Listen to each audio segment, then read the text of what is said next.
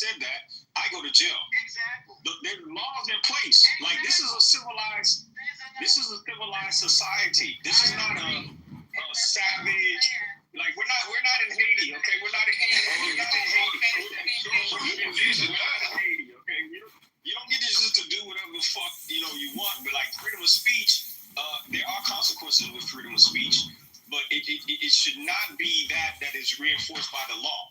The law is not going to suppress you or fuck over you because you have freedom. That's not the way this shit works. Hold on, no. Yes, hold on. No. I'll come back on that. Sorry, I do apologize. I'll come back on that, yeah. Law do come into it. For example, Andrew Tate said, that women are properties, And what happened? It was Andrew Tate was accused of encouraging young people to take advantage of young women. Young people. No, he got charged with sex trafficking, man. That's an action. That's an action, though. That has nothing to do with speech. That's an action. That's an action. You got to know the difference between acting on something and just saying something, bro. No, but he get ridiculed, yeah. He got ridiculed in media of his views on women. Ridiculed him, and it's freedom of speech. So what? And people say disagree with it. I mean, it's not in the legal framework. Come again? It's not in the legal framework. I mean, he was definitely accused by the Church of Public Opinion, but he wasn't actually vilified legally. Exactly. Now, one could argue that you can pursue something civilly and say mental anguish because of this person's bullying. That we can argue that, but it still doesn't deprive him of the right to have to say what he want to say. Like there's consequences behind saying like wild shit, but in the civilized society, it's not going to be reinforced by the Constitution of the United States of America. It's not going to be reinforced. The other thing here is freedom. But I don't think that Charlie Kirk actually was that extreme either. I'm not sure that he was that racist. I didn't hear him say anything racist. Yeah, I didn't hear him say. He spoke a lot of things that people think but didn't want to say, because being like a clown. He wasn't killed by the state. He was killed by some individual. So this is not a freedom of speech issue. Why do you say that? Because the state did not kill Charlie Kirk. Freedom of speech extends beyond just the government. Like you could say, like I could get on this app and say, man, it's not a good day today. What are you gonna send police to my house and kick in my door because I said today's not a good day? What the hell are you? What the fuck? Like no, it's freedom. Of course you don't. That's what I'm saying. Like you don't know what I'm talking about. You don't know what I'm talking about, so you can't. You're not equipped to have a discussion about freedom of speech if you don't know what the fuck. Okay, guys. Up until this point, like I've tried to just occasionally reiterate one mic and let's not interrupt each other. Let's have a discussion. I'm just putting it out there. I'm going to start watching the stage as you guys speak. We're going to nicely pass the mic from one to the other and allow people to complete their thoughts. If you come off mute when somebody is in the middle of talking, you're going to get gooed until they're done. So I'm just giving you a warning now. One at a time, please, so that we can hear what all of you lovely people have to say. Good luck, King. Somebody who said that they never heard Charlie Kirk say any racist shit. Like, he does the dog whistling. Like, I agree with a lot of stuff Charlie Kirk said, but he does do the dog whistling. For example, saying stuff like, if he noticed the pilot is black, then he's concerned, right? That's a dog whistle. When the reality is this, every commercial aviation accident in America was done by a white male pilot. So why when you see a black pilot, you have to question their ability and if they're a DEI hire? When again, every last aviation accident in this country was done by a white male. That's a clear dog whistle when he says stuff like that. Yeah, but he also said if we didn't have DEI, then we wouldn't have to think that way. That was his whole point. He was using it as an example. Yeah, exactly. And I've gotten jobs because I was black, man. I've gotten jobs plenty of times where I wasn't the best. I did meet the qualifications, right? But they needed to, show equal opportunity employment for like, the diversity shit. I check off the box, man, and I fit in. I'm good enough, to fulfill the quota of having a black guy on the workforce, right? And also I meet the requirements. No, I was qualified. That's what I'm telling you. But at the end, what was working in my favor was the fact that I was black and qualified. So I got it over because I was literally told by an attorney. Yeah, I was literally told. I'm gonna hire you because you're black. Straight up. Like literally, I was told that. Sue the fuck out of them for saying some shit. Who's gonna sue them? I didn't get a job. The white candidate that I got the. So notice how Serendipity said if anybody interrupts the speaker, she's going to start moving people down. And some of the voices that we actually appreciate on the stage and want to hear from keep interrupting. So what are we supposed to do? We don't want to have everybody on the stage who shares the same ideologies and talking points. We want to have diverse voices. And some of you all have very strong voices that I certainly appreciate. And I don't want Serendipity to move anybody. I certainly don't want to move anybody. So why can't we just respect the mod's wishes and let one speaker get done, and then y'all can respond? Why is this so challenging? Yeah, I appreciate you. I just want to finish saying what I'm saying. If we know that white people and other groups of people can get preferential treatment for employment, then why is it far-fetched that I, as a black man, would be able to get the same thing under the right circumstances? Like, this is a real thing. Like, those quotas, the EEOC, they look at diversity. If you're hiring nothing but white people, they're gonna look into that. Why don't you have a black person here? Okay, this guy's a black guy. He fits the qualifications. Let's hire him over the. You see what I'm saying? That's a real thing that happens all the time. Question. So do you think with that attitude that you're not really dealing with the root cause? Because you know what? We're forced to do this, so we're going to employ somebody of color into the organization. But you don't deal with the root cause. Because why should we need to come to a state, reach a point where we have to force do something against our will? So I'll just say to you, the bottom line is it is discrimination at the bottom. Yeah, the root cause is discrimination. Yeah, and so that's not going away. So what we're doing to cover it up, we like you said, the DI, what it's called, we're going to employ people of color to meet the numbers. But no, we need to have a society which is free, totally free. You understand? So it seems to me like this completely free, where you've got the elite at the top, and the elites at the top refuse to change. So therefore, to satisfy the people at the bottom and stop making them so angry, we have to put quota in place. But no, what should happen, it should be no quota. Technically, it should be free. It should be totally free with no discrimination. But see, the thing is, then the people at the top, they would never reach down and get, somebody like me that's coming from the bottom. So DEI is actually a pretty beneficial thing, right? It is pretty beneficial to somebody like me coming from the very bottom. It gives me an opportunity to rise, right? I'm not against DEI. Trust me, I have no problem getting a job because I'm black. Like, you know what I mean? but to act like it doesn't exist, the white people might be mad about it, right? But hey, listen, white people have been at the top for a very long time. And many white people, unless they are forced, they're not going to consider a black person like me. Honestly, they're going to count me out.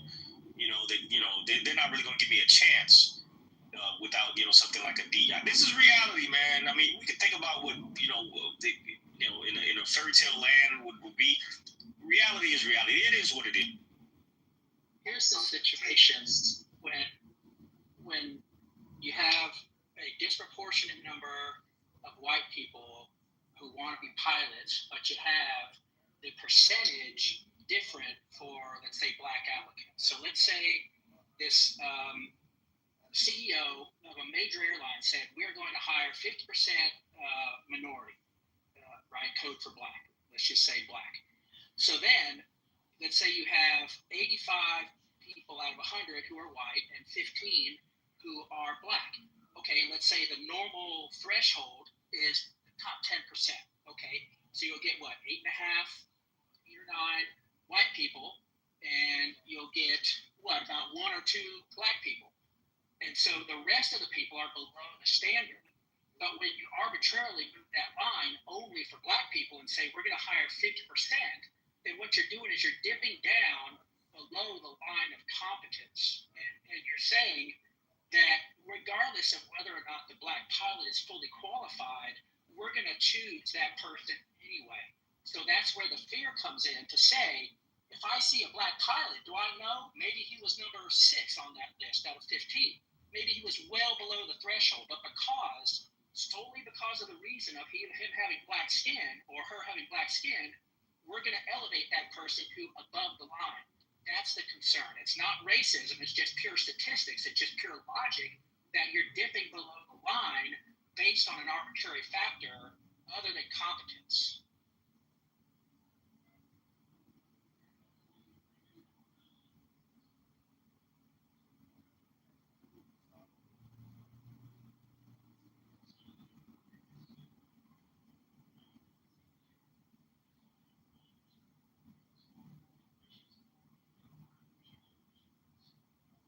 Oh, now everybody gets quiet, right? Is it quiet to me? I thought I was again.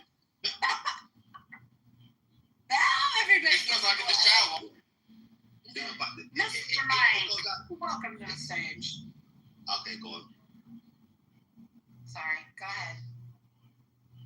Anybody wants to speak? Because you've got a lot of people who want to speak.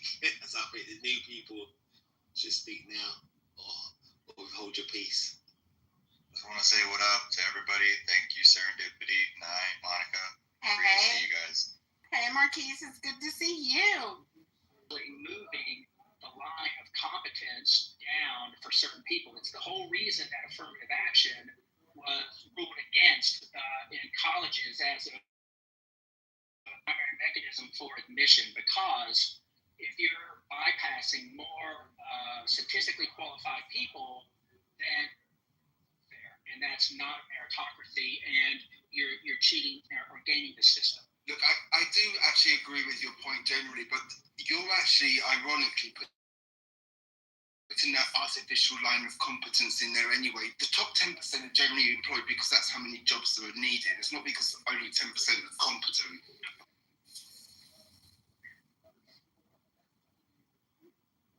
Actually, At the point when the CEO, I can't remember if it was United or Delta or American, whatever it was, but he came out and said, United, right? So he came out and said, we're going to hire X percent. I want to say 50%.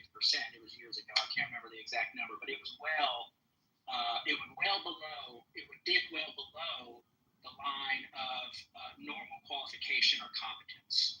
So it was clear, just statistically speaking, that there's no way you could say, oh, all of a sudden, now we have 50% of minorities who are all of a sudden competent, right? If that was the case, then indicate that 50% of the people in that minority group were qualified, and they would be selected on merit. There's a lot of pilots who are competent but aren't pilots.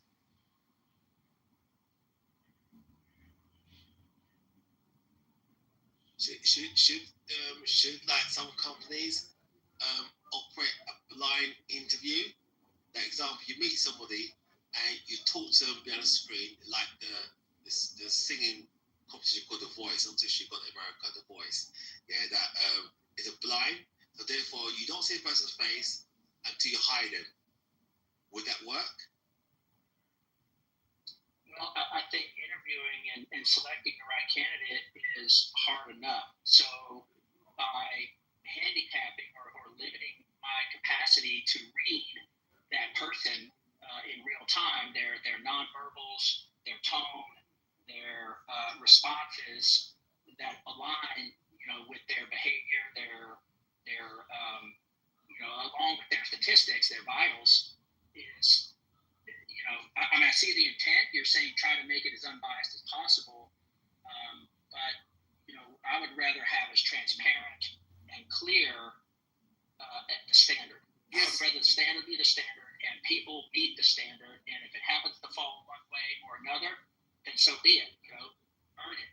There is one really good example, actually. They had an orchestra whereby they used to always do blind testing. Oh, okay. Well, it's a very good example. It doesn't translate into most contexts. It's been studied for years. What do you Marquis, did you want to say something? I thought I saw you come off mute. No? Yeah, I did. Sorry, my mic's not messed up. The question was originally for Miss Dawn. She was talking about race-owned businesses and like pretty much race-owned and operated businesses, and pretty much the question is, would you say that the same argument applies to businesses who use the statement of race-owned and operated for the sake of authenticity to the culture? Now, as far as what the gentleman earlier had mentioned, as far as him getting a job just because he was black, like literally they said, hey, we're hiring you because you're black, you could have sued the shit out of him, bro. You really could have. And just because you're in need of a job could not have held you back from that. That would never happen in the UK. Someone say that blatantly, we're hiring you because your skin color. Bro, it didn't happen here, bro. We have it as well. Shocking. It's shocking. Bro, he's lying, bro. That didn't happen here. You don't have to lie to make a point.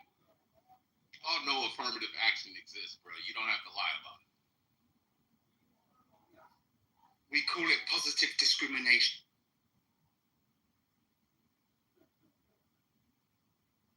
By the way, DEI So, are two different things.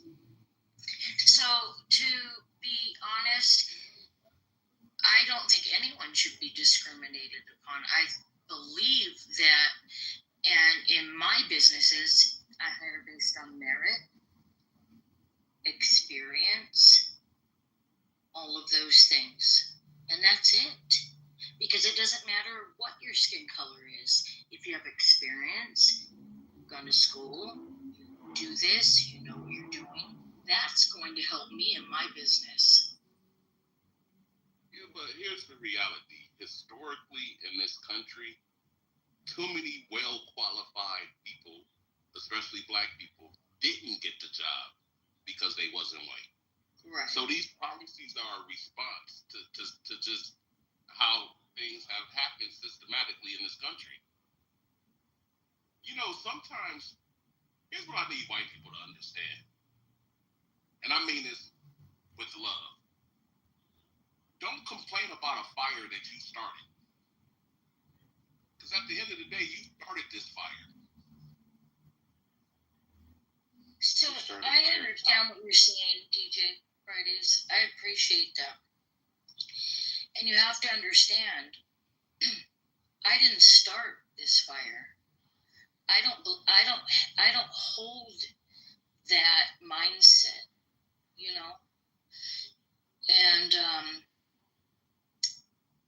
and people in my family don't hold that mindset. So it's like, I'm looked at as if I do. You know what I mean? I'd have white people ended the fire. White people, in Britain in particular, in America, worked to put out the fire. The problem you have in company, society, I never refer to skin color because people come from somewhere, and most people, what you call white in America, the Europeans, they say African Americans, Africa. That's my view, yeah, right. But the bottom line is that things can change. Things can change, but the problem is people won't speak up. People know you've been in boardroom.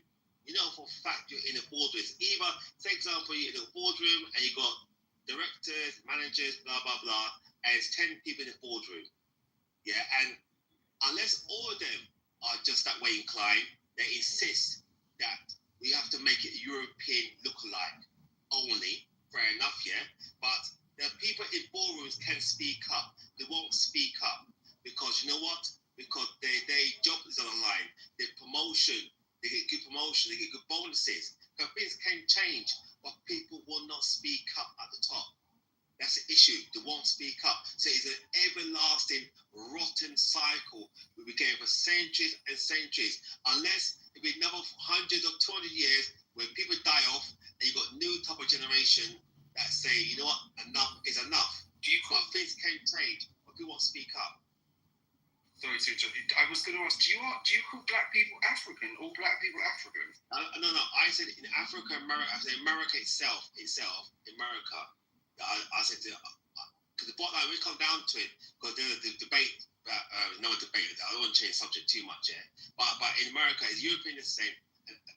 Primarily, the beginning before they took over, is European descent and African American descent.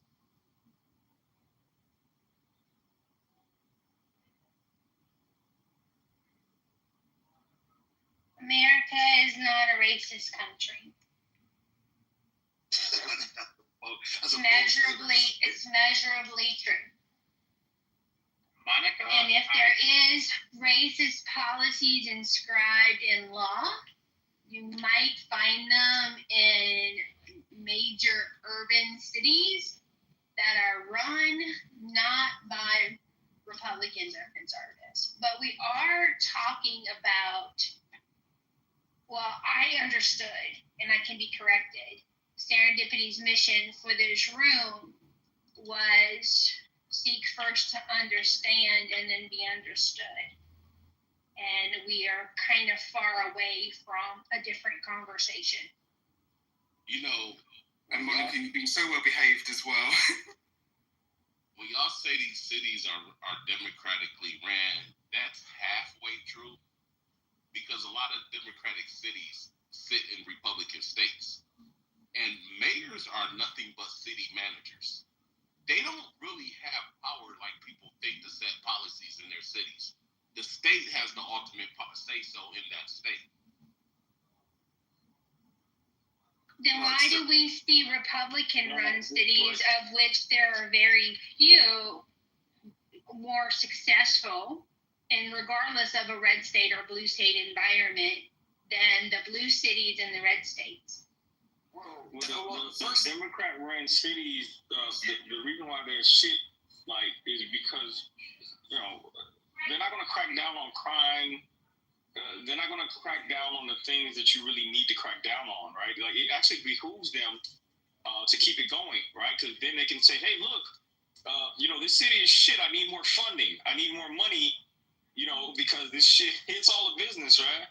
This shit is like literally an ongoing business where, you're never going to fix something that you're not going to be able to benefit from, right? So why fix it? It's kind of like the pharmaceuticals. Like, you got to keep the disease going so you can say, hey, look, I need more medication. I need more medicine. I need more prescription.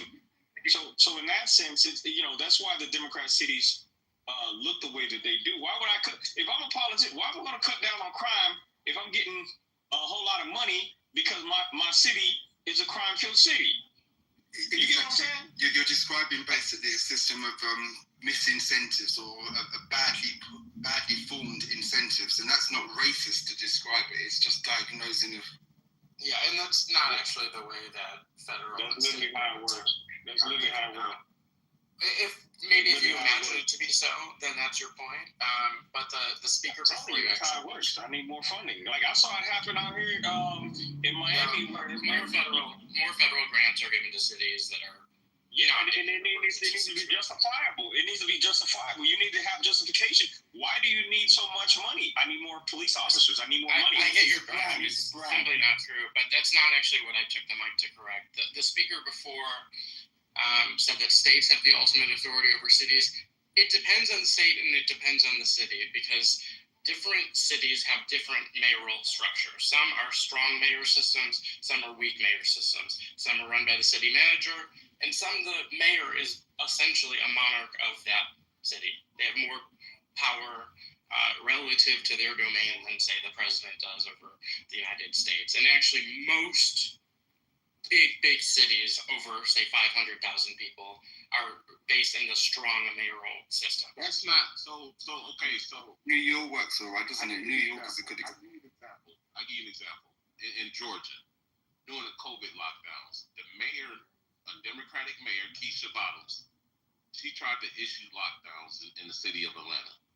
Tried to close restaurants, all of that stuff. The governor came out the next day and said, we won't be doing that.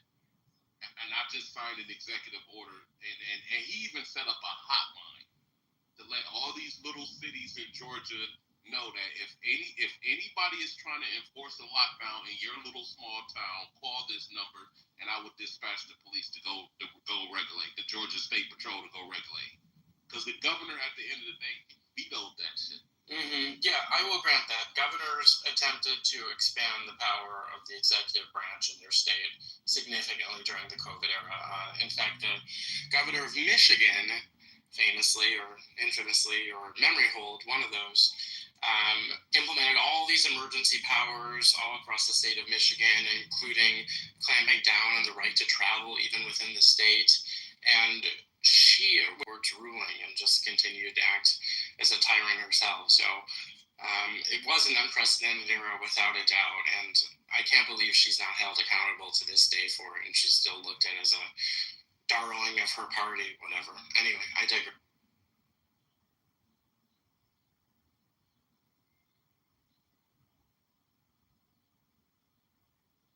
This shit is all a business, man.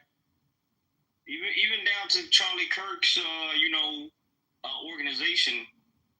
It was also business. He said a few things that drove the business, right? Some of the things he knew, being the highly intelligent man that he was, he knew that some of those things would, incite the emotions of the people, right? Like he's trying to capture attention, and it really did work, right? Yeah, he's actually to me. But the trade-off is that you're going to make enemies, right? Like that's the trade-off. Even if what he said was true, which a lot of things, to me, is pretty truthful. Even if what you say is true, you must remember that you're dealing with human beings. Like this is not the first political assassination we've undergone. They killed Abraham Lincoln, right? What the fuck? Like JFK, they blew his fucking brains out. Politics is a very dirty game, man. It actually brings out the worst in people. In America. You being highly intelligent, you should know this, right?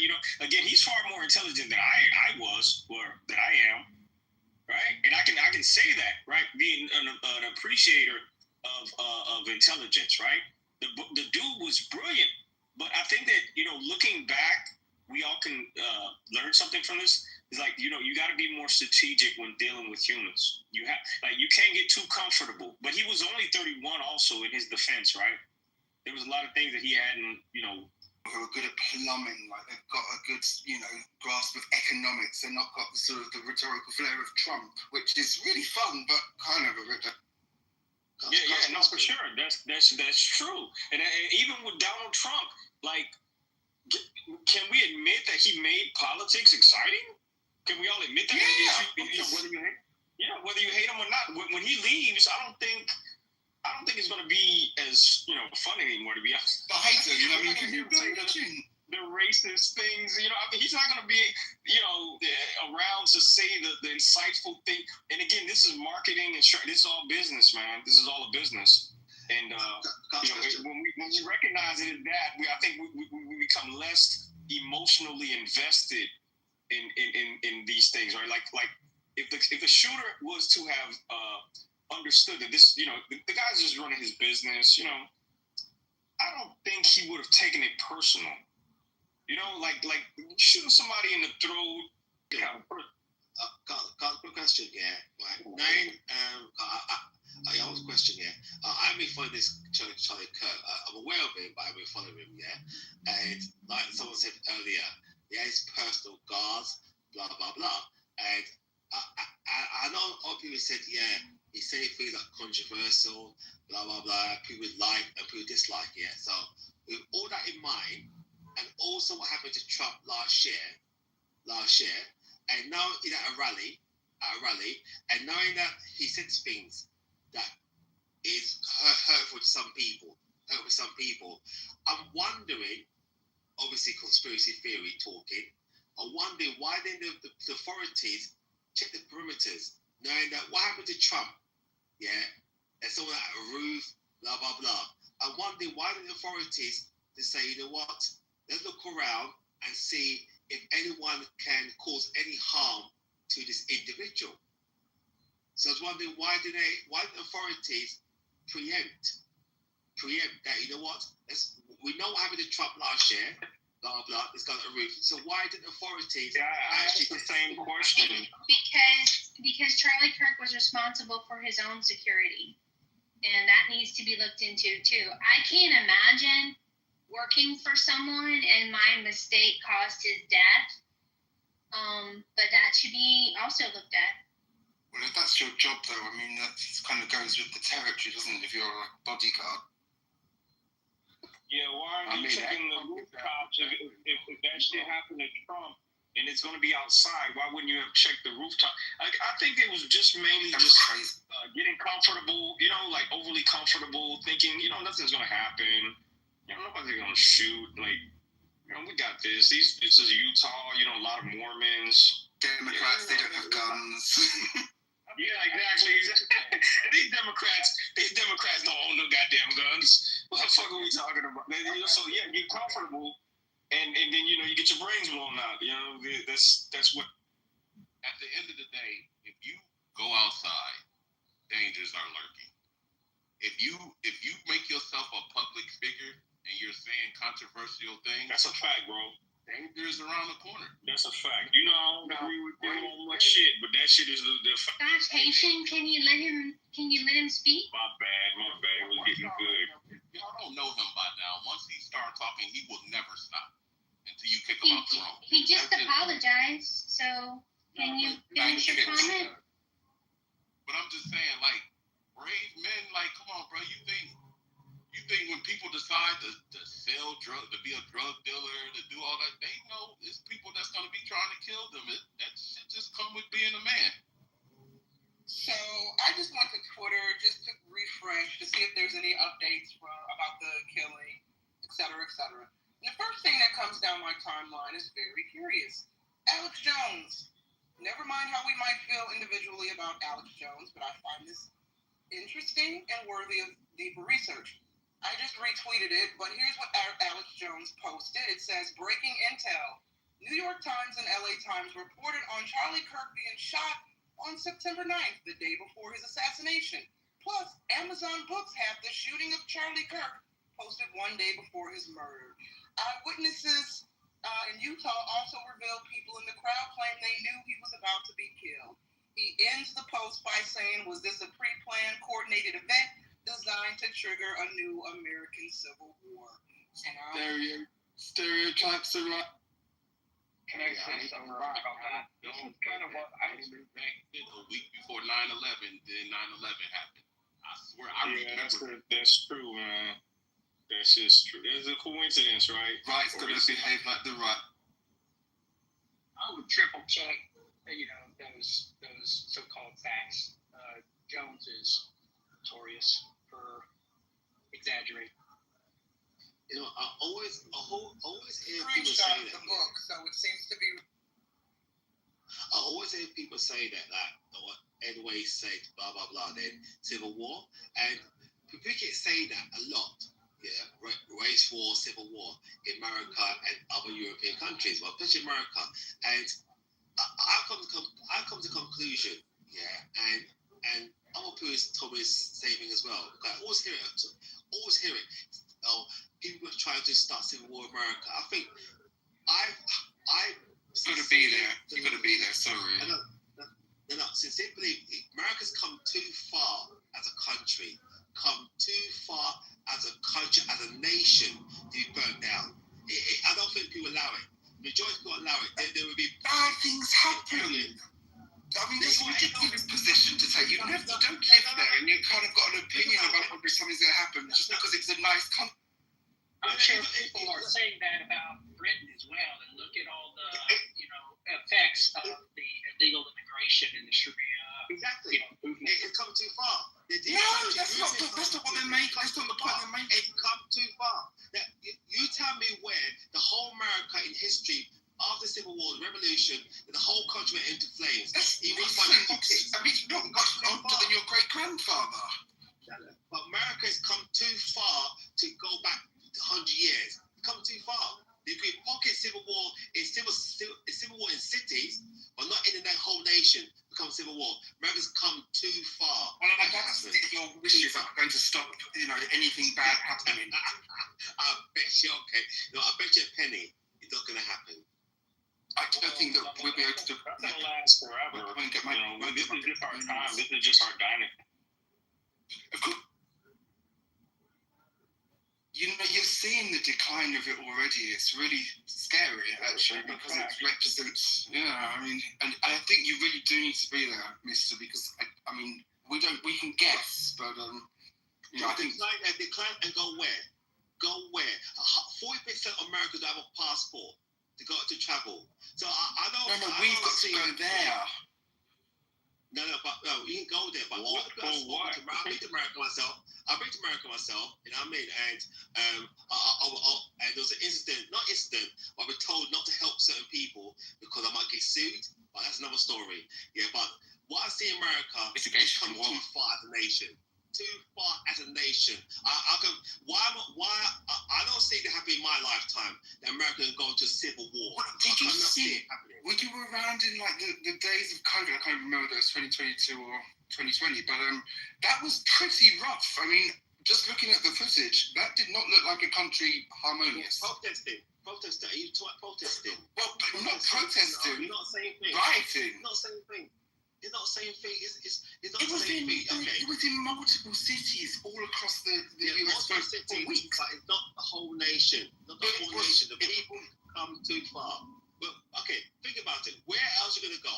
All the people are rushing to Europe or UK or USA.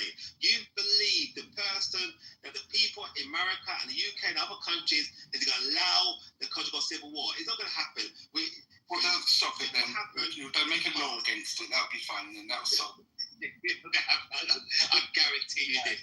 I'm not saying you'll be safe from not getting shot in America or violent. I'm not saying that at all. But as a nation, America's come too far and built so much things to go back 200 years. No way.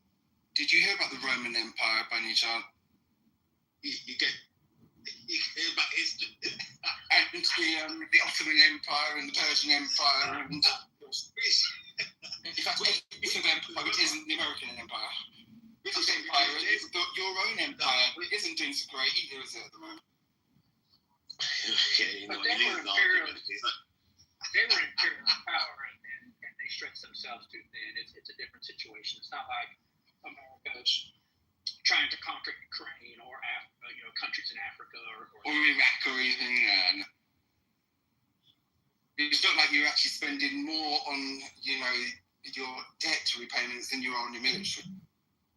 Yeah, economically, we're headed in a dangerous path. That's true, but generally doesn't spell good times for the military either, does it? If you haven't got any.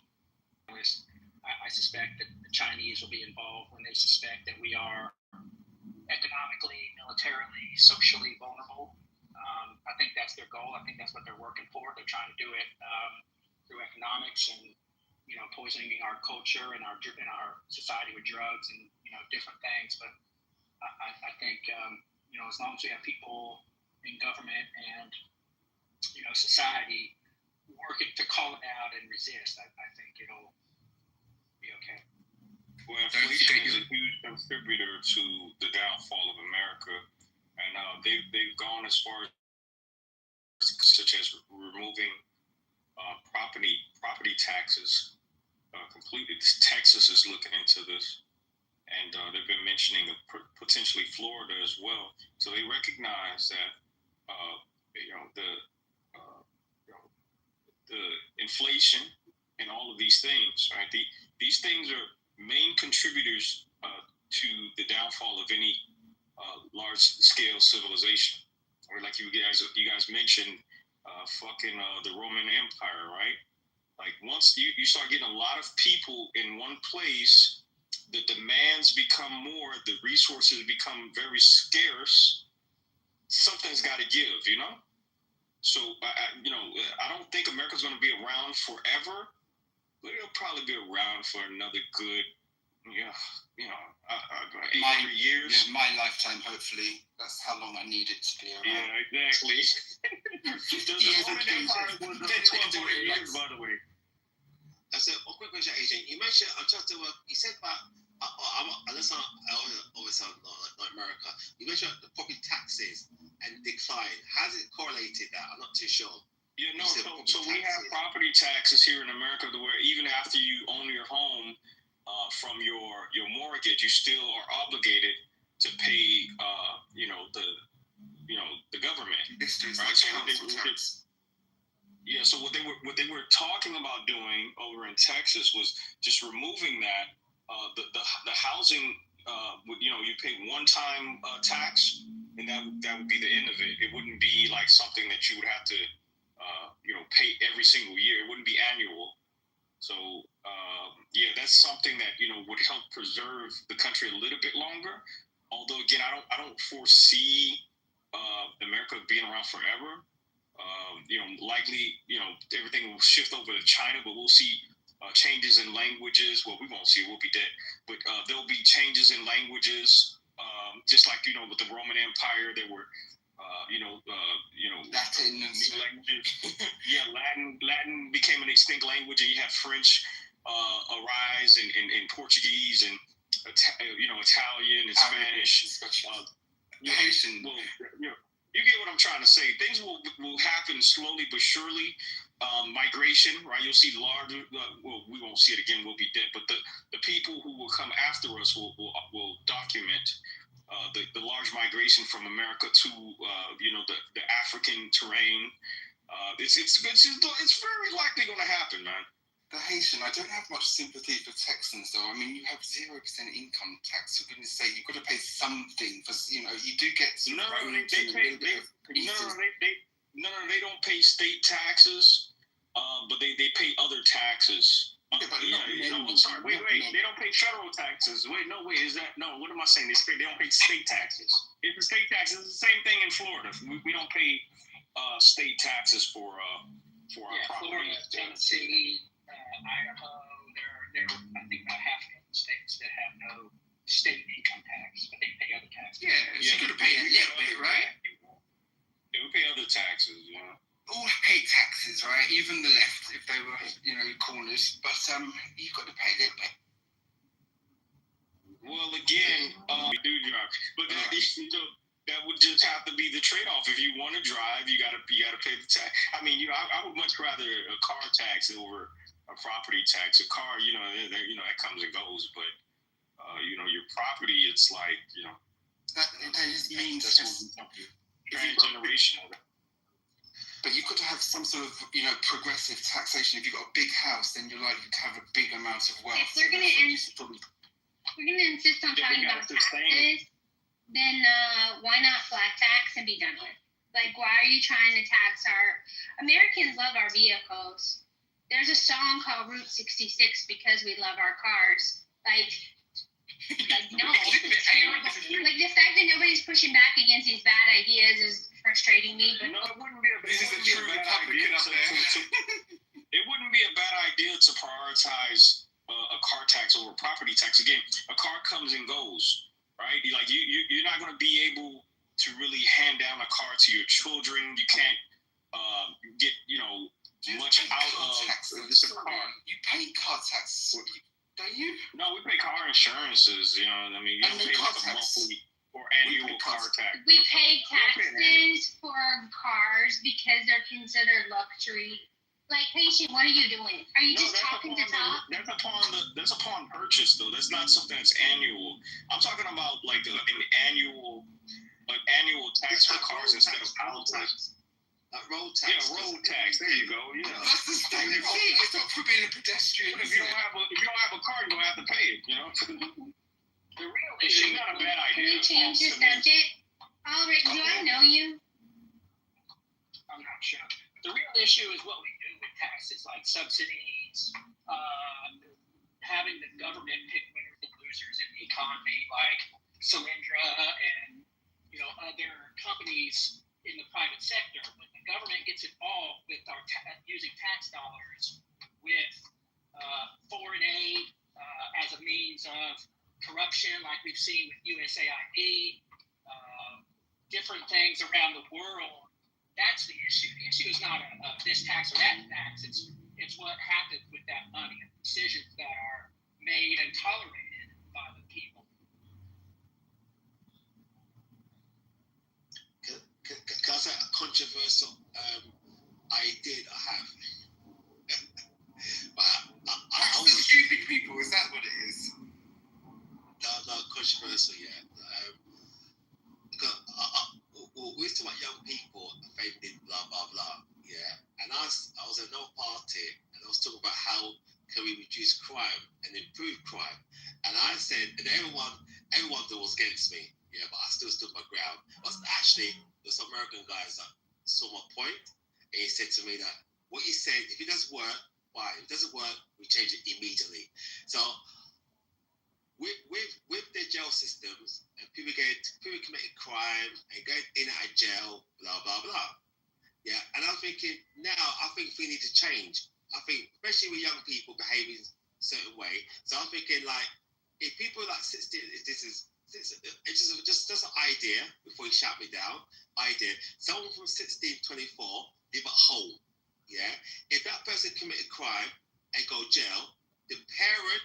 Since a child is registered at that house, the parent should contribute to the state. Also, so while your son or daughter is in jail, you as a parent will need to contribute to that state. Because at the moment, when people go in jail, the state is paying for that person. I'm not too sure what's the amount.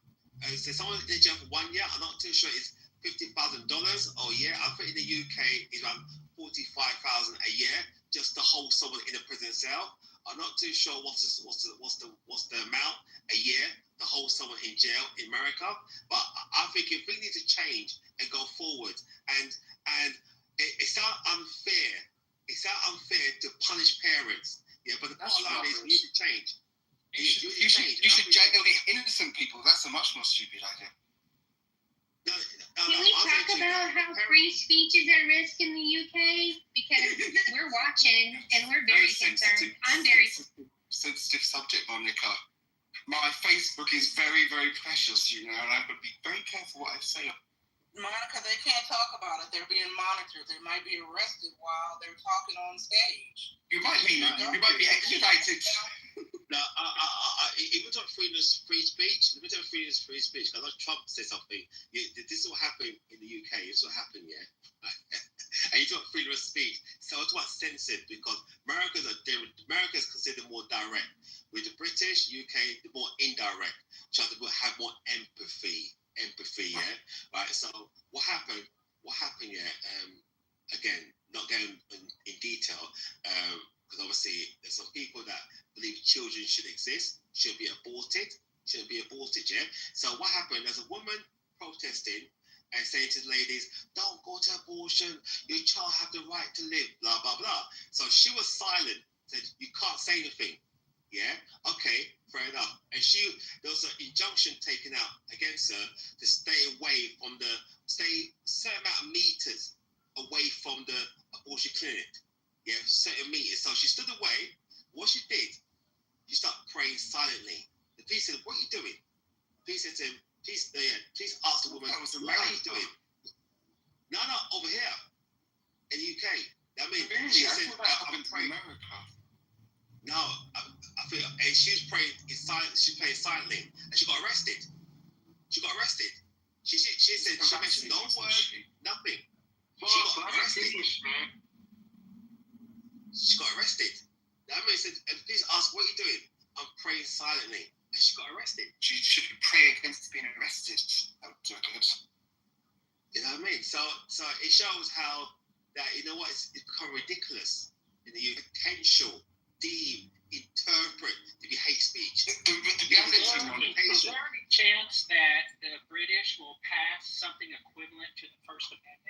constitutional amendment before it's too late? Is there a chance of that happening? So do you think it might be beneficial to have some of us being quiet for a time, though? I mean, let's be honest. I don't know that the actual laws between the two countries are actually that much different. And you're just right, Alric. It's the constitutional First Amendment, which we do not have, which is, I don't know quite what the creep is right now, which is legal, rather than it's perhaps more soft institutional kind of direction to police, which are just doing non-crime events, which are basically the same thing as a crime. But I'm not sure what the legality is, which has changed. I'm wondering if there's a chance for an amendment to be passed at a national level, something strong and equivalent to our First Amendment. It probably would have to have happened in the inception of the country. It's not going to happen now. It's already established. But they don't have an amendment process or some kind of. Yeah, but for freedom of speech, though, it's not one of those things that you can just amend like that. You know, it's like Sure, it's more like it's more like that's a God-given right you are not than anything. patient. Back up. I'm getting Not silent. your I'm getting country. silent. Hold on, I'm getting silent. It's like dignity. It's a human right, free speech. I must be able to talk. The talking app. I mean, for God's sake. Isn't it, right? You can't talk here. I think the way you can talk. I'm trying to talk on Instagram. It ain't working. I'm just saying, I think that's what is necessary to draw a line in, the legal sandbox, if you will, to say, here is some amendment or some law or something that is legally binding to give more clarity and definition and strength behind someone's ability to speak freely. It doesn't seem, it seems like it's open to arbitrary interpretation, which means might makes right, essentially.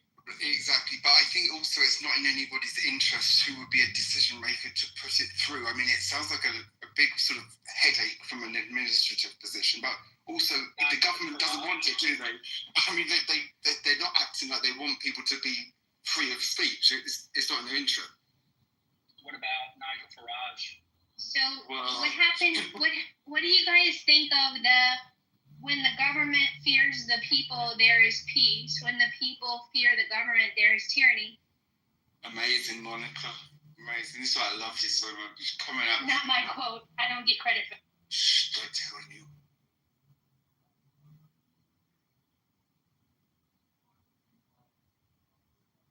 You'll be welcome here when the Civil War over there, though. Don't worry.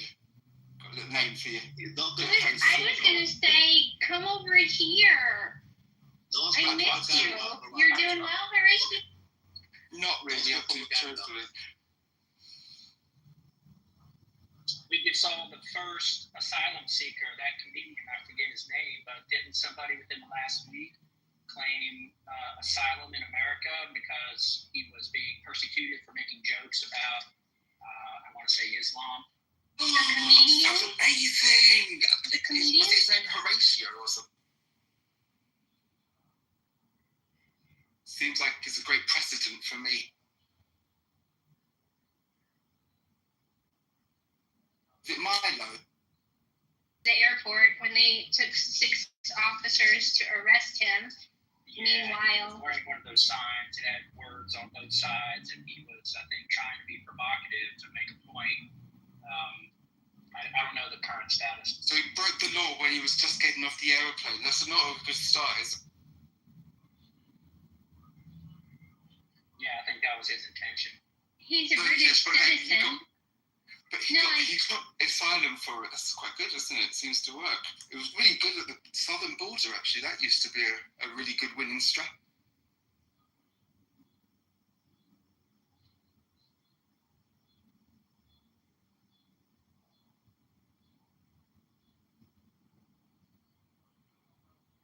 It is actually very difficult to get to the US still, unless you are not going for the legal routes. I mean, it's quite an ironic situation. So,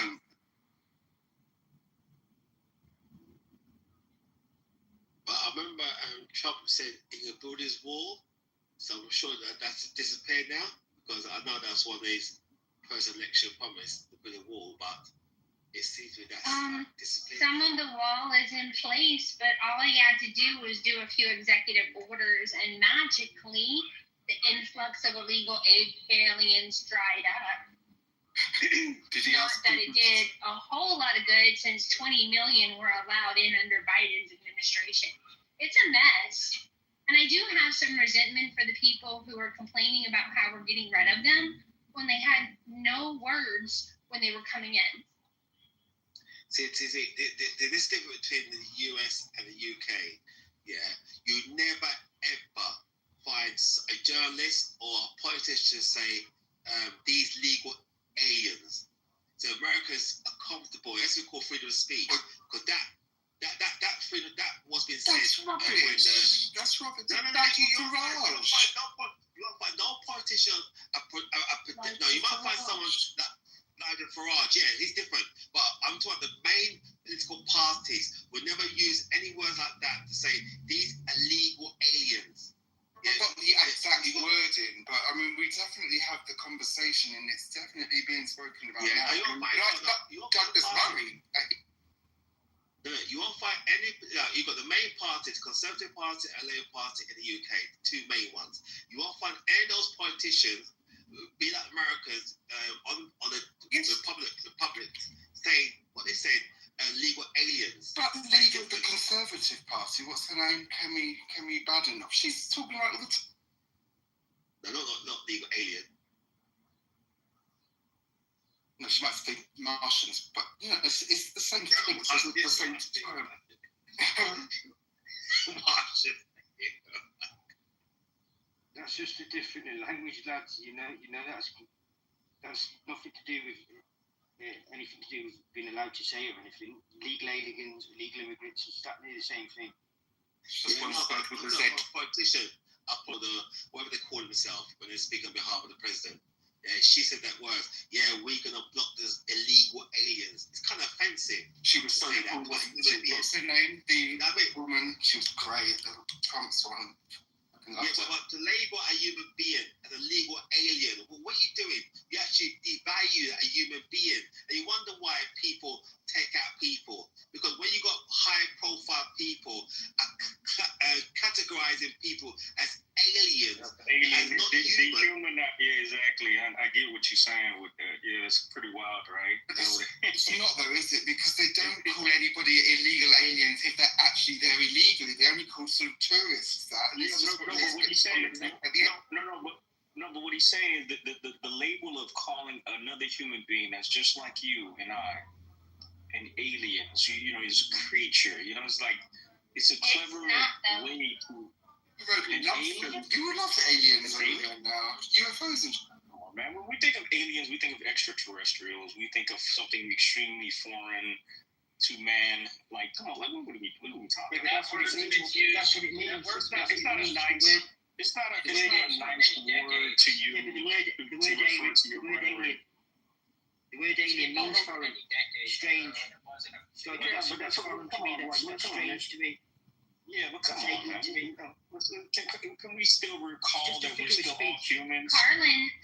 George Carlin, the comedian, talked about the dangers of soft language and is it hyperbole or another word? It's a cacophonism, not a euphemism. A cacophony. I think a euphemism, though, might be even more accurate. And also, Michael Knowles, who my co-mod really likes, has a PragerU video called "He Who Controls the Words Controls the Culture." And the way we keep framing things as polite when they're not accurate. Well, no, but we still want to be considerate of our fellow man. Like we can't get so lost in the politics of things that we forget that we're all fucking human beings. Like at the end of the day, you just have to be born in a certain place. We're not all Americans, though. No, I get that. We can't just get too lost in the identity of being Americans. We know that someone who is foreign can they can become naturalized and become an American, or they can have children and they become American. So I think that we don't need to like gatekeep the American identity so much. What are people who are naturalized American citizens called? Americans. Or straight or black or white. Ding ding. What's it? Is this like you, Monica? Yeah, exactly my point. Ding ding. So why were they ever referred to as aliens? That's what I'm saying. So they're all of a sudden not an alien anymore. Like an alien is an alien is an alien. You know what I mean? An alien doesn't turn from an alien to. But again, an alien doesn't shift from an alien to a human. Like look, there's a state. You need to have a state. If you haven't got somebody who is an American and somebody who is not, then you have no idea who should get benefits or who should be protected at the border or who should, all of these things are extremely important to the world, aren't they? I mean, being American or not, if everyone's American, then the world basically collapses. Well, they used to call black people colored, right? Like I would say, better than alien. Maybe one day we'll move away from just black people. Maybe they'll call us something else. But I'm just saying, like, we're constantly evolving. And they used to call transgenders transvestites. Y'all remember that? For the record, I don't identify as black. I identify as a Time Lord. Just call me Dr. Who. Thank you. Negro or African American. Ooh. You got TARDIS coming in. It's great. Of course, absolutely. You can be my new companion. You could be my moderator. Oh, great moderator of that TARDIS. So wouldn't Nye make a great doctor? Nye would make an epic doctor. I would watch again Doctor Who if Nye was the. And they have 3 doctors. Don't know I'm obsessed with Doctor Who, but continue, Horatio. I didn't mean to derail the conversation. Go ahead. Oh my God! Did you like Billy Piper and David Tennant? David Tennant is my favorite. I actually got the chance to interview him some years ago. He's my favorite of all the doctors. Yeah, me too. And I thought Billy Piper was actually really good as the right-hand woman. Whatever. Yeah, and you know what? Lastly, I'll say this: a couple months ago, I got to interview the black doctor, the first black male doctor, Shakute Gatwa. I interviewed him. You should share the link in the chat, Nye. It's the one. I didn't know. It's still on. Well, the second season, they rebranded the second season when BBC collaborated with Disney. I mean, for those who are fans, we know Doctor Who's been multiple seasons since the 60s, but the second season ended this spring, and it's still questionable if another season is coming back because BBC and Disney are fighting over the IP. So, just a strange collaboration. I wouldn't have seen that. I guess they're both similarly politically minded, but a giant in a state propped up book. Yeah, they teamed with because here in America, Doctor Who aired on BBC America, and then BBC, UK BBC teamed with Disney to stream it. So it moved from BBC America to Disney to stream last season and the season that just ended. And so Disney now wants creative control going forward. According to reports, BBC is like, no, F you. And so the showrunners are like, maybe it's going to come back, maybe not. Maybe the Black Doctor will come back, maybe not. We don't know. So it's still up in the air because they're fighting. There's fighting behind. So it's possibly the only thing that BBC makes money from. So they're really going to be quite protective about it. But it's popular in the US. Like, you guys seem to like strange things from the UK, which I've never really imagined, like AbFab and stuff. Oh, yeah, it's got an audience here. I love Doctor Who. I've been watching it since I was a kid, but really, really became obsessed with the reboot in 2005. So, yeah, it must be doing well here because it continues to air. So, silly question. In America, are you required to pay TV license? No, which I think is insane over there in the UK. No, I know. I stopped paying it myself by being a rep. No, we just have cable and, the various apps. So you can pretty much watch whatever you want to watch if you either download the TV streaming apps or pay for cable.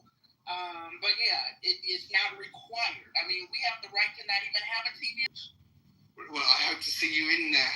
I actually fancy going to jail. I think it's going to See me in there. I paid my Don't TV say that, loan. man. Don't pay that. $50 grand a year, right? It's got to go to something. Don't say that you'll be in jail. Not in these times. Not in these times, Mark. I think people are terrible. I'm hearing. So don't say that. There's a gay ring. I'm looking forward to that. I'm paying my TV loan. You won't see me. No, people be My God, the painting would be nice. That'd be so fun. Do we get to vote? That was a big debate here. I don't think in America you do get to vote if you're an incarcerated person, but here we got ordered by Europe to allow the prisoners to vote, which was very, very scandalous, but not a very big feat. Yeah, felons can't vote here unless some laws have changed, and I'm not aware of it. But yeah, as far as I know, that's been a law in the books for a while. I don't know if it's nationwide, if it's state by state. Somebody smarter than me on this subject will have to weigh in. But yeah, generally convicts, felons, formerly incarcerated folks cannot. It would seem sensible considering you're not allowed to actually walk around the streets. To be able to vote seems... So that means if you've been incarcerated, You can't vote. You can't vote in the UK if you're in jail. Because You're of not allowed Europe. to. No, you can. You can because of Europe. It's the European Convention on... No, if you're serving a prison sentence, you lose the right to vote while you're inside prison. If you're on open prison and you're allowed to go in and out of prison, then you're allowed to vote. But if you get, just say, a 6-month sentence or a 12-month sentence, you lose the right to vote. Yeah, I think it's correct. I don't know anybody who's been in prison and sentenced. They voted while in prison. How many do you know who've been in prison? You're not allowed to. I know for a fact you can't vote when you're in prison. Well, I remember the debate, but when this discussion is over, I'd like to have a quick discussion about the difference between empathy and toxic empathy, if you don't mind. I'm having an argument in the Discord where people are surprisingly either misinformed, ill-informed, or lying. And I think there is a difference between those two types of empathy, and I'd like to hear from you guys.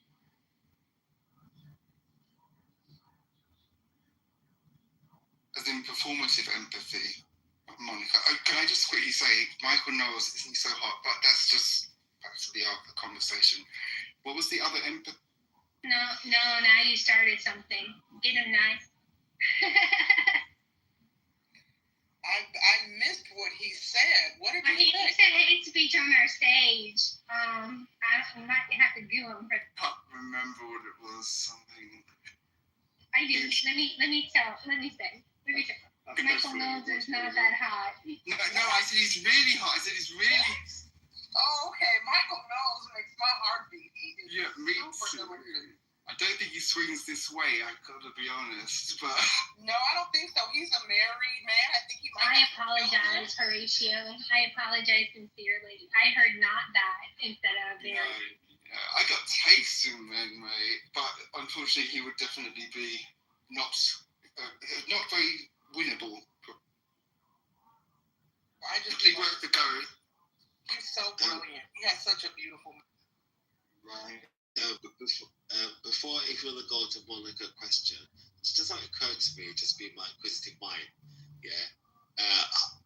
I did look on the internet, but not too much. Would Americans vote somebody who is single, or do you have to have a partner to be a president? I mean, the optics just wouldn't look right if you didn't have a partner. Yeah. No, you don't have to have a partner to be president. You don't have to have a partner. You have to be Christian as well, in reality, but not right. So okay.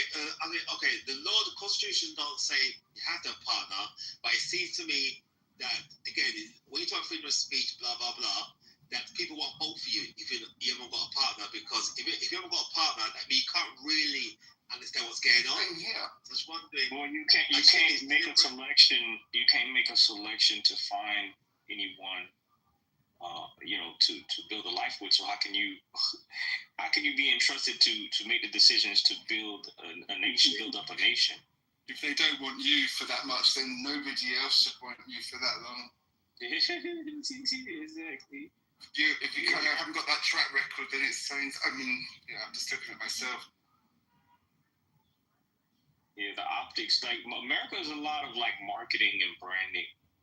You know, it's all about like painting the perfect situation. America is, it's just a business. It's just, a lot of smoke and mirrors. It's a product. It's a product. It's not. The land of the free. It's the land of the free. Everybody's free to be rich. In the fairy dust, in the chocolate, in the goody gumdrops. Don't destroy it for me. Oh man! And the pool's full of gold nuggets. The gold coins like Scrooge McDuck. Yeah, man. It's all branding and. Do you even have bootstraps which you have to pull up? I don't know what a bootstrap. It's some fairy dust. It's all fairy tale, and the thing is bootstraps are shoelaces. Come on. The idea of voting is the idea of voting is salesmanship, right? To make you feel like you have a say in. What happens to America. It's a psychological experiment, right? Because they understand how human beings hold dear to the idea of fairness. Right? We all had a say in this, right? So this was a democracy. But the truth of the matter is, an election can be stolen. It can be rigged. It can be compromised. It's all bullshit. Just to make you feel like. Like you're a participant. No, but how patient. Everyone participates.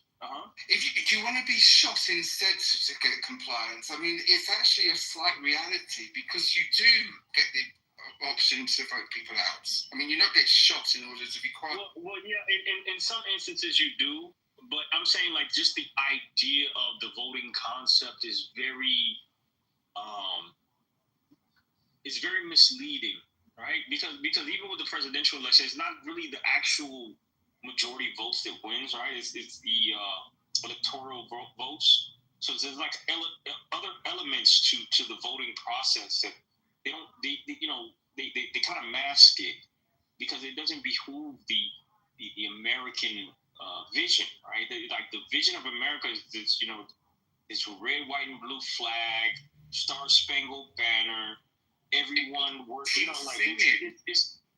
a product, bro. This is a business, right? And it doesn't mean that you can't, benefit from it, but it's just, everybody doesn't win the same. Some people actually get fucked over. Some people get dealt a fucked up hand sometimes, But there's a good reason that you don't have like sort of one vote per person because otherwise you'd basically just be blue, wouldn't you? There would be no sort of representation.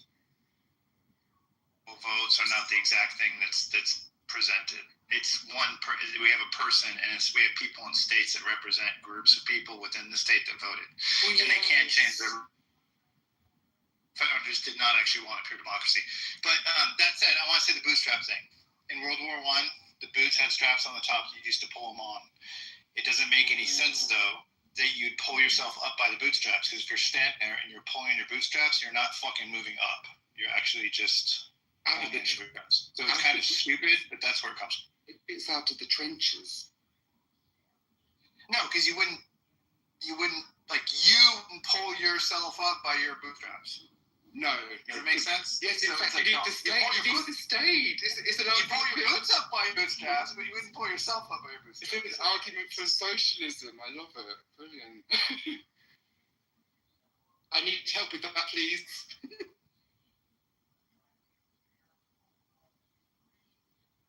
Mike, that's probably one of the best things I've heard all day. I think I'm being tormented conservative.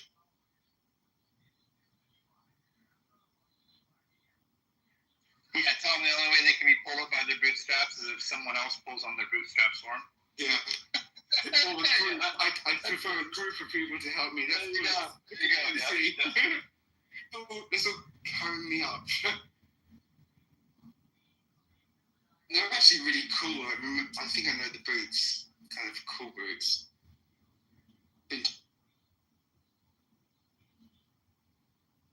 Be conservative. Can I ask NY a random question? Is she there? That's the stupid people. I'm here, yes. Random question. Yeah. I've got this stock policy. I don't see changes happening in the world all the time. Yeah. So, question is, have you bought your partner flowers before? Yes, I have. Oh, that's good. Okay, fair enough. Because I'm at another party and we all talk about random stuff, and I bring that up. And when I ask girls that women start buying men flowers, I get some shock in disgust response. How dare you ask that question? It's not the norm. I said, exactly. What is the norm? There's no book written that said men's got to buy women flowers. You know what I mean? So I say, you still have to pay for dinner, don't you? Feminism doesn't extend to. Some women say, well, men don't like flowers, but how do you know that? Well, I know a man, but how do you know it's about do something unexpected, do something different. And some ladies, I mean, another app, some ladies get shocked, but no way. And you get the odd few people like NY say yes, why not? But I thought I'd just ask a random question. Well, I need to be clear though. I did so because I knew he would be receptive. And I'm aware that not all guys are receptive to receiving flowers. This gentleman just happens to be a very, and I say this respectfully, sensitive Virgo male. Very tapped into his emotions. And so he doesn't trip out about the whole, ooh, this is masculine, it's alpha, men don't get flowers. He's just very, he's kind of different. He's sometimes a little delicate flower. Racism makes him cry. You know what I mean? I was like a nightmare. How do you keep with him? I mean, seriously, you'd eat him for breakfast. Sneeze and he's dead. So I knew he would be receptive to flowers. You know what I mean? After you had a conversation and he kind of went into a depression. That part. He really is like he's one of those empath kind of folks. He does. Like certain energies make him kind of depressed. It's Prudent to be my friend, so I just want to salute you. Pleasure to work with you here as always. And I want to begin what I'll try to have brief remarks with a quote from a great theologian who's at Yale Divinity School, Miroslav Volf. And he wrote a very celebrated book called Exclusion and Embrace. He's from former Yugoslavia. He's no stranger to ethnic conflict and alienation and just general racial cultural strife. In that book, he says, forgiveness flounders because I exclude the enemy from the community of humans, even as I exclude myself from the community of sinners. Forgiveness flounders because I exclude the enemy from the community of humans, even as I exclude myself from the community of sinners. And you can say the inverse is true, that alienation and hatred flourishes and misunderstanding and partisanship and tribalism when I do the same thing, when I exclude the other or my adversary, people from the other party from the community of humans, even as I exclude myself from the community of someone. I'd preface it with that. Inside of things. So a couple things. I think one of the reasons that, it's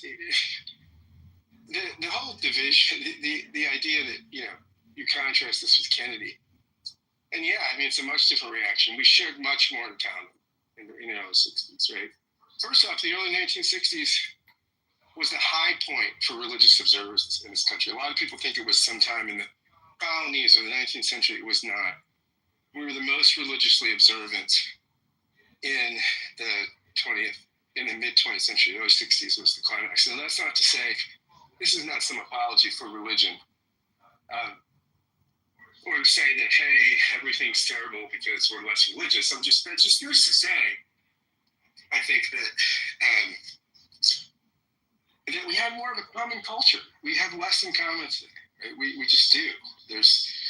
We're more divided. And as you point out, Gary, around partisanship and mistrust, we are famously, people now are much more comfortable with somebody marrying someone outside of their race than someone outside of their political party. We've done lots of research on this. Now, that may say something very positive for race relations, but certainly says something very concerning about political affiliation, partisanship. If you were making Look Who's Coming to Dinner Now, it would not be racial. It would be someone with a MAGA hat or somebody that's, quote unquote woke or something with a, that is not a Trump supporter. That's the big family arresting presence, right? The thing that would cause animus, surprise, anxiety.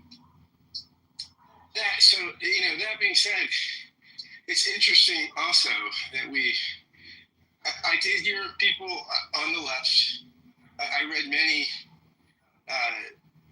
people saying, look, whatever my disputes with Charlie Kirk, there's no excuse. He didn't deserve this. Or many things like that.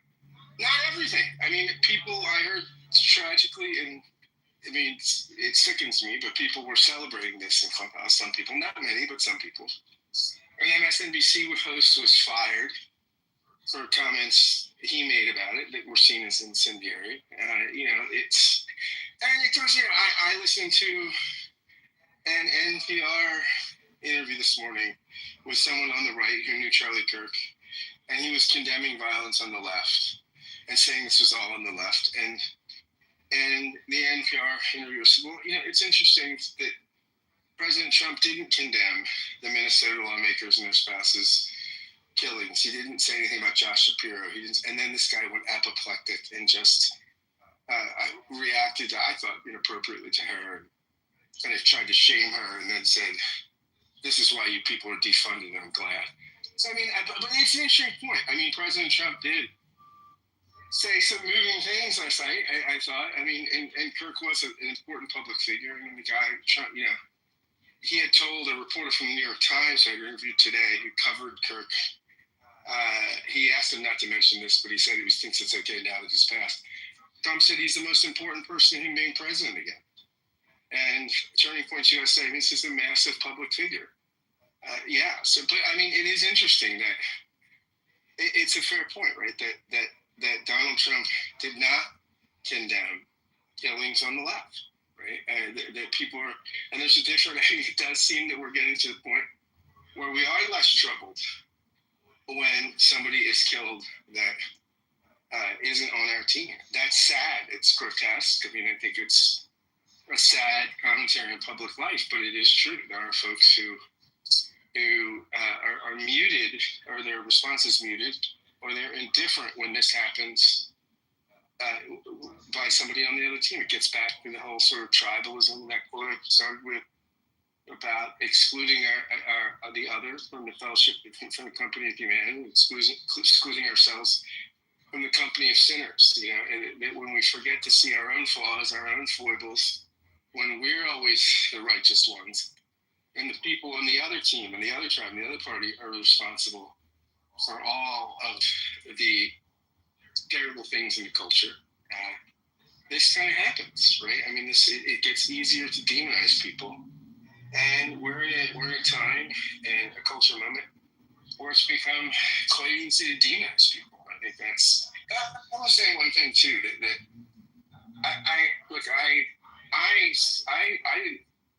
I'm certainly not a fan of Charlie Kirk's ideas, but I did find him interesting to watch, and I think he was a brother in Christ. Somebody that took his faith quite seriously. I thought at times was quite articulate about that faith. I really enjoyed watching him discuss religion with Bill Maher. I thought he did a very credible job defending his own perspective as somebody who came to faith a little later in life. He wasn't that old, but he came to faith, I believe, as an adult, it seems, and was an articulate defender of Christian faith and of the place of religion in public life, and for that I commend him.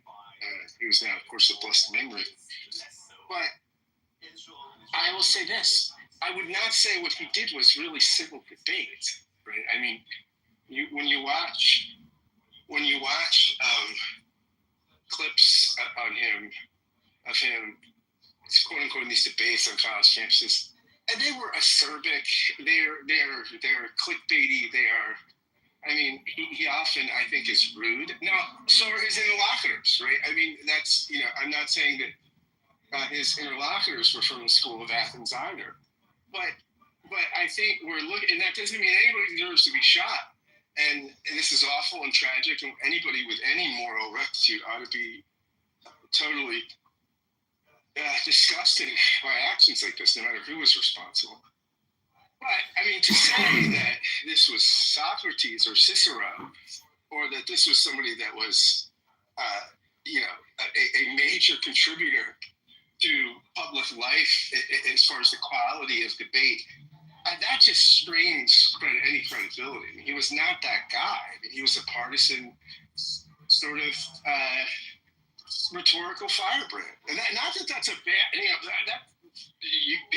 lots of people are that, right? But I don't think the guy contributed to a richer public discourse. He's not David Brooks or somebody like that. He's not somebody that dialed down the rhetoric, that helped mutual understanding. And he was a partisan at times, very confrontational and could be polarizing. Again, I mean, these are things that, we're in a tribal, polarized age, so, that is probably part of the course. But let's not now, because of this tragedy, look at him as if he were Socrates or Mark Twain or some sort of great orator or great public healer. He was none of those things. Certainly a contributor to public life, but not a contributor to richer and deeper public discourse. Thanks. Thank you, Scott. And now we'll go to Howard. Hey, Gary. Hey, Scott. Well stated. Hello, Alan. Hope everyone's having as good of a Thursday as possible. No doubt. I mean, this is clearly tragedy. Nerves are definitely frayed.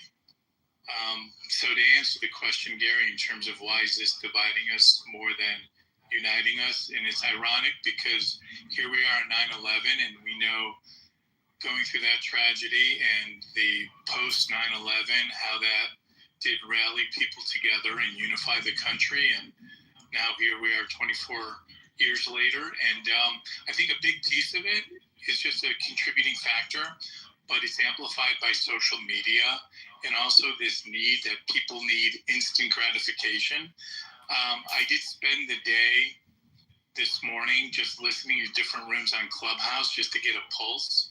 And to Scott's point about tribalism, I mean, it definitely was out there. I mean, all different perspectives, all different opinions, and people jumping to conclusions. And I guess that's one of the things that is just more and more challenging that I'm finding for all of us is jumping to conclusions without facts and just assuming that because it's a different point of view that I have, it must be then the other side that caused this pain, this tragedy, when the facts aren't there yet to support it. This morning, I mean, just, waking up to even the President of the United States, using the term radical left, I mean, that certainly didn't help things. And it just reminded me of, from a leadership point of view, when you don't have someone in a leadership position that's really, truly trying to unite, it just reminds me of a quote that maybe Tiger would talk more about, but there is a old saying that a fish rots from the head, and sad but true, and I'll leave it there, Gary. Thanks. Well, it is true that in years past, when there are tragedies like this, the President of the United States is supposed to become not the commander-in-chief at that moment, but the healer-in-chief. That's part of his job. I think I believe it to be part of his job. It's not ingrained in the Constitution, but I think many people believe that that's part of the job of the president. And we should be urging pause and caution. And if we're going to pray for anything beyond thoughts and prayers, which seems to be the default in this nation when there's a tragedy for the victim and the victim's family, how about praying that the law enforcement folks are successful and that in their pursuit of justice, they get it right? That's what I want to hear from the president. Rather than jumping to conclusions, he should actually be telling us we ought not to be jumping to conclusions, in my opinion. Other people are going to disagree, but I would want to just underscore what you just said, Howard. And Gary, one more thing if I can add, because as I said, I was hopping through different rooms, and again, I heard a lot of different perspectives, but it very much discussed definition of tribalism. It definitely was in action, but just kind of a life hack, and I even reminded myself, and I know she's on stage, and I think I also saw Barbara come in, but Dr. Francine and Barbara host a room, Karma Club. It's every Thursdays, 11:30 Pacific time right now. It was such a positive room today, and I only caught the end of it, but it's just a reminder to at least myself to say, we also have a responsibility how we wire our brain and our thoughts. And after hearing all the negativity and finger pointing this morning, it was just a fresh breath air, a fresh air, I should say. And it's just a reminder that, we don't have to always just go down the rabbit hole and get so caught up in all the noise. Sometimes we got to come up and really enrich our mind, and the positive influences definitely can help you cope a little bit better too. And I'll leave it there. Thank you. I also want to thank you for mentioning 9/11 on this day, this 24th anniversary. And I will remind us, those of you who were not here, I will tell you that was a unifying moment. Sadly, it was a terrible tragedy, but it unified the nation. And the symbolism of that was when the President of the United States came to ground zero and went on the mound with the firefighters and the police officers and was roundly cheered, not just by the firefighters and the police officers. I've related this before. When he did that, I had taken a break from being down there covering this for hours on end. And I decided to head up to Midtown just to get away from it. And I'm walking and I find myself in Times Square, and here's the president, and he is on the big jumbotron in Times Square. Times Square, the crossroads of the world. There are, thousands and thousands of people. And they're standing there chanting USA, USA. Now, this is New York City, which is clearly not a Republican bastion, but nobody cared about the partisanship of anything at that moment.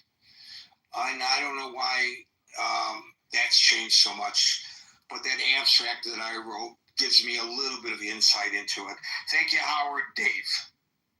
Yes, Gary. Not that I wrote the abstract that I read. I just realized I used the wrong word, obviously. Go ahead, Dave. Yes, thank you for organizing this topic, because this is a very critical moment for America to heal for this unfortunate tragedy. And I heard the prior speaker, they all talk, how they survey the clubhouse sentiment and things like that. I think it's important for both sides to be able to come in a quite neutral platform, like here, that having an uninterrupted voice to heal, and hopefully through healing that can overcome the challenge of uniting rather to be divided. So the question now is, based on the evidence so far, who is this person? It seemed to be a very professional, very well planned, and perhaps last minute recruited to do this job, and so and the timing of shooting and the timing of after answering question, right? You can get all this analysis from ChatGPT, right?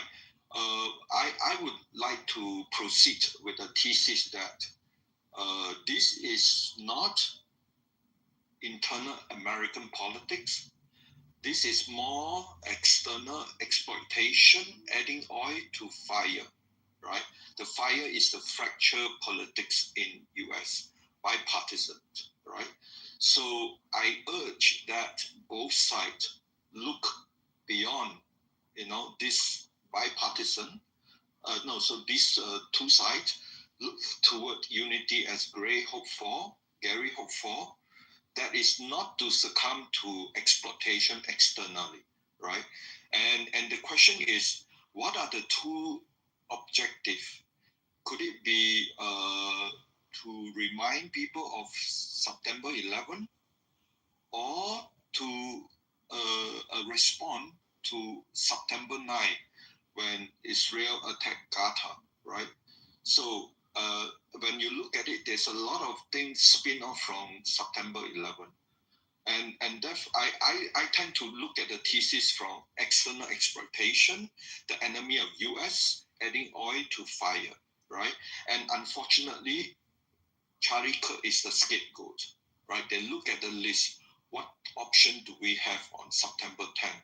And then we have Charlie Kirk giving the speech, and then they get a very professional to come with 30 minutes before the speech, just come, do everything very quick and very clean, left the scene.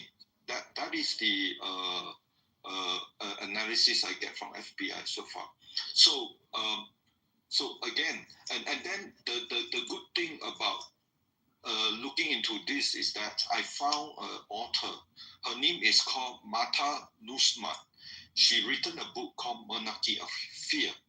I asked ChatGPT, what is the root of this problem? And then her book came out, right? From her book, fear is the way to divide the population. Fear is the way to, in many forms, that is the fundamental why every time we come to Gary's room, we are shouting at each other. We were like on both, either side and things like that. But in the end, like Gary's title, we must look for unity. Then the question is, what solution suggested by Martha Nussbaum to reach for unity? And she quoted, replace anger with peace. With hope. Replace justice. Replace. So I can't remember everything, but go for her book. So she came up with a list of solutions, and from this solution, I become now very hopeful. I have a concrete way to fight division, to fight any infiltration of the United States or Europe, to promote division.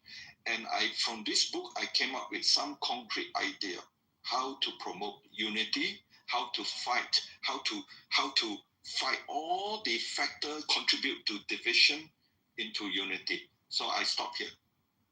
So I would agree with the vast majority of what you said, but I want to suggest that we have to be very careful not to presuppose that this guy is a professional and that he's part of some kind of an organization or controlled by some foreign entity, which it may turn out that he was, but we don't know that. And everybody is suggesting, it seems, that this guy has to be like to make a shot like that. Well, I've heard that so much. I have a friend who lives in a small town in Pennsylvania, and what President Obama said about Pennsylvanians certainly applies to this friend of mine. He does clutch his Bible and his guns, and I am not a gun aficionado, and I am clearly not an expert in weaponry, but he is, because he is self-trained in that. I've been to visit him. I've been to the range with him. I've been to the outdoor range with him. I've shot automatic weapons legally that he has put into my hands.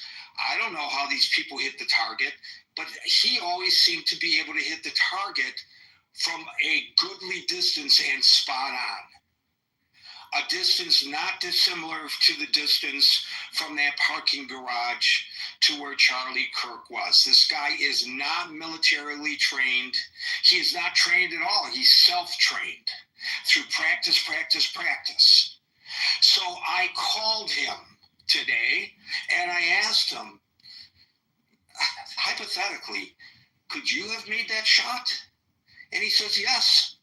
Not guaranteed, but yes, I could have made that shot. So I don't know whether he could or he couldn't, but I could tell you from my observations of him being able to shoot a can off a rock at the outdoor range from not quite the length, I guess, of a football field, but pretty darn close to the length of a football field.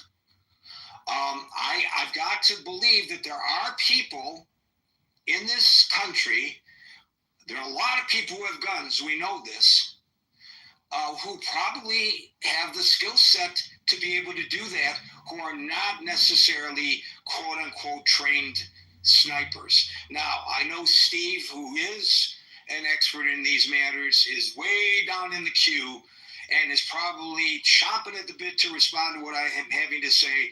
So stick around until you hear from Steve, if nothing else. And he'll either affirm or dispel what I'm saying. But I'm just suggesting once again that we don't know. You know, and until we know, we should be cautious not to say affirmatively, oh, well, it's obviously this or it's obviously that. Thank you, Dave. And now we go to the aforementioned Dr. Francine. Okay. First of all, I'm going to start by saying that I've been to a driving range and I've hit targets with a gun. And I'd like to admit, first of all, that I shouldn't be given a gun because I don't have good enough concentration to remember not to shoot anything in the vicinity. But I could make that shot. I mean, it's surprisingly easy, given the sights, you know, on guns and, you know, a good pair of glasses. It's surprisingly easy to hit a target with a gun. But that's certainly not what I wanted to talk about. What I wanted to talk about was that when I saw Charlie Kirk get shot yesterday, and I did because I happened to be watching the appearance that he made in Utah, and he was actually in the middle of talking about mass shootings when he got shot. I had the same feeling about him that I had when I saw that Kennedy had gotten shot. And, you know, you've got to know that I don't share Charlie Kirk's beliefs. But that didn't matter. I mean, I saw that shot. I knew he was going to die from it because, I don't know, because if you're shot in the throat and it hits the carotid artery, you bleed out so fast they can't save you. So I have that feeling, and the feeling is, oh my God, this is so terrible, really terrible. And that's how I felt when Kennedy was shot. And it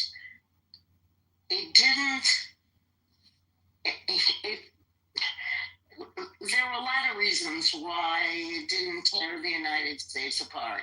One of them was the obvious lack of social media and the internet, and the, you know, like like the Kennedy assassination was controlled for us.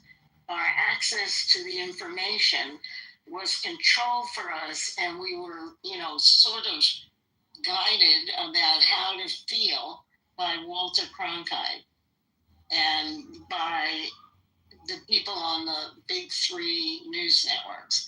Well, we now have a media audience that is so fragmented that people can be watching anything on any platform. And that's part of the problem. The other part of the problem is we don't have an education system where everyone who goes to a public school gets the same curriculum and learns the same shit. And I say shit advisedly because I know now that a lot of it was, lies and propaganda.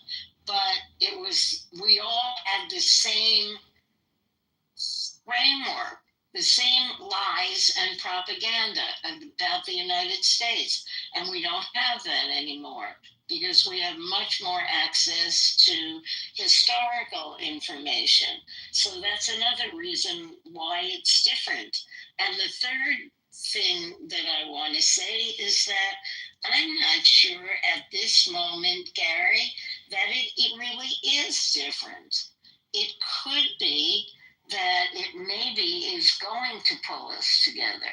I mean, I certainly am trying for that, and that's why I held my room today. I think, personally, I think it's comical that Trump keeps blaming all this violence on the left, because the left, in theory, is full of gay weak people and pansies and people who can't do these kinds of things. So on the one hand, that's the reputation of the left, and on the other hand, the left is now accused of all the violence. So we've had everything. We've cut the nation down the middle, but we don't have the right midline. There is no such thing as left and right. We're going to find, if we actually do the dissection, that it's something else, like money and not money, or something. I don't know what it is. But we're looking at the wrong division. We're looking at the wrong reason for our division. And I think eventually people will figure it out. I think they already are starting to figure it out. There's not a lot of times you can say we can't solve this if we don't work together on it, before we start believing it. So that's it. I mean, again, what I feel is the same thing I felt, is like Charlie Kirk's wife and 2 kids didn't deserve this. They just didn't. And they got it anyway. And Charlie Kirk himself, I'm not sure, because he lived in Arizona. And so we saw a lot more of him than most people. And we saw the part of him that wasn't the polished debater. It was the guy who was very much against LGBTQIA and Black people and anything else that wasn't white and Christian. So he operated on that sphere as well. But again, that doesn't mean he should have been or deserved to be assassinated. So anyway, I'm just offering a slice of history. We may come together, Gary. What we were doing in the first 3 days after the Kennedy assassination, we were all sitting in front of our television sets, watching the same news over and over and over again. And by the way, as for September 11th, we did that after September 11th too. And so either this this will pull us together because the media will help us do it, or it won't pull us together because that media environment has vanished. Thank you, Dr. Francie. I just find it very difficult to try to explain. I find it very frustrating to try to explain to some people when they toss out anecdotal examples of heinous crimes, political crimes, to suggest that the other side is more responsible than their side. You could trot out a bunch of Democrats who have been assassinated or attempted assassinations and say, see, or you can trot out a bunch of Republicans and say, see. Not to say that that anecdotal evidence isn't accurate, it's factual, but it obscures the statistics, and I think we have to be very careful not to do that.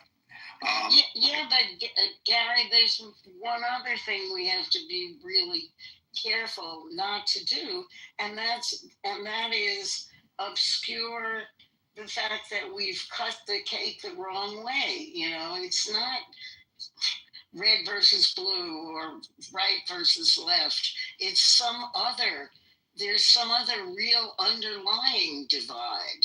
You're exactly right, and we're not going to be able to get into that in any large measure today, but you're absolutely right, and I think the reason that the things are stacked up against your hope and mine that eventually this brings us all together is, in fact, what you said, the internet. And again, I don't want to get into great detail about that because there are a lot of people who are in line.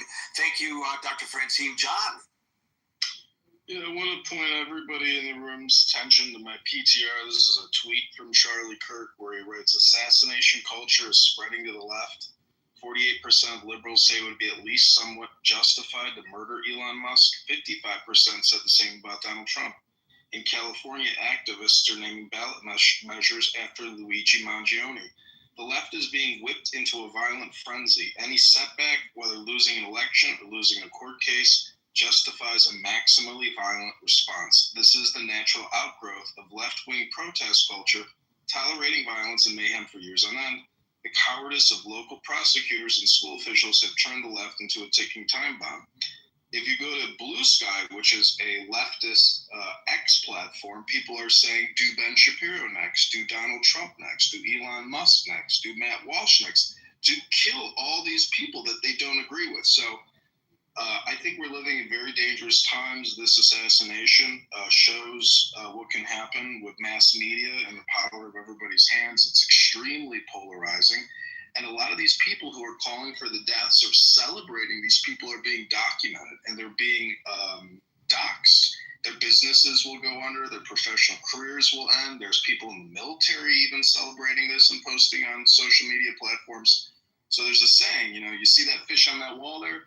You know how it got there? It opened its mouth. So, Charlie Kirk, in many ways, died the death of a martyr in the same way that Jesus died. And I think a lot of these people who are saying, whoa. I'm not a Christian, but I think if I was a Christian, I would find that offensive. I don't know, but I think I probably would. Well, he's a very, he's a Christian. And so all I'm saying is people need to find solutions for their anger management problems. I think wisdom is that path, and clearly a lot of people are lacking in wisdom. So you basically made my point, John, that people are going to look for whatever evidence there is to support their contention, and your contention is that the violence in this nation, the political violence in this nation, the extremism in this nation is coming from the left. It's weighted more heavily toward the left than to the right. Otherwise, you wouldn't have said what you just said. Now, tell me if I'm wrong about that. Is that your belief? I think if you were to look at a bell-shaped curve and an index, the far left spectrum is most definitely more radicalized, more violent, and lacking in wisdom. Right. So you think, but do the statistics support your contention? I'd have to ask Grok or do maybe you should check the statistics and come back with actual facts rather than opinions. Your opinions and the late Mr. Kirk's opinions may very well be accurate and reflective, but do the stats really show what you just said? And I want to challenge you to check the statistics, and if in fact you are wrong about it, come back and tell, no matter what the topic may be on that day, I will give you the forum to explain to us that you were wrong in your assertions based on anecdotal evidence. And I'm not suggesting that the evidence that you presented isn't accurate, but you were wrong to suggest that that evidence is reflective of anything. Sure thing. The last thing I want to say is a quote by Marcus Aurelius where he says, "Life is opinion, the universe is transformation." Oh, well, then that's life. L'chaim. Tiger. All right, Gary, I'll be careful. I don't think the event is dividing America, so to speak. I think the event is merely reflecting the fault lines that has already been existing for a while. I don't see a lot of people advocating for more assassinations, right? People pretty much, at least on Clubhouse, the rooms that I've been to, universally condemned the act of violence, and in particular political assassinations. But well, the guy who just spoke said that he heard people talking about that. And let me just say, because there are some new people on the stage, that in the Critical Thinking Forum, we speak one at a time.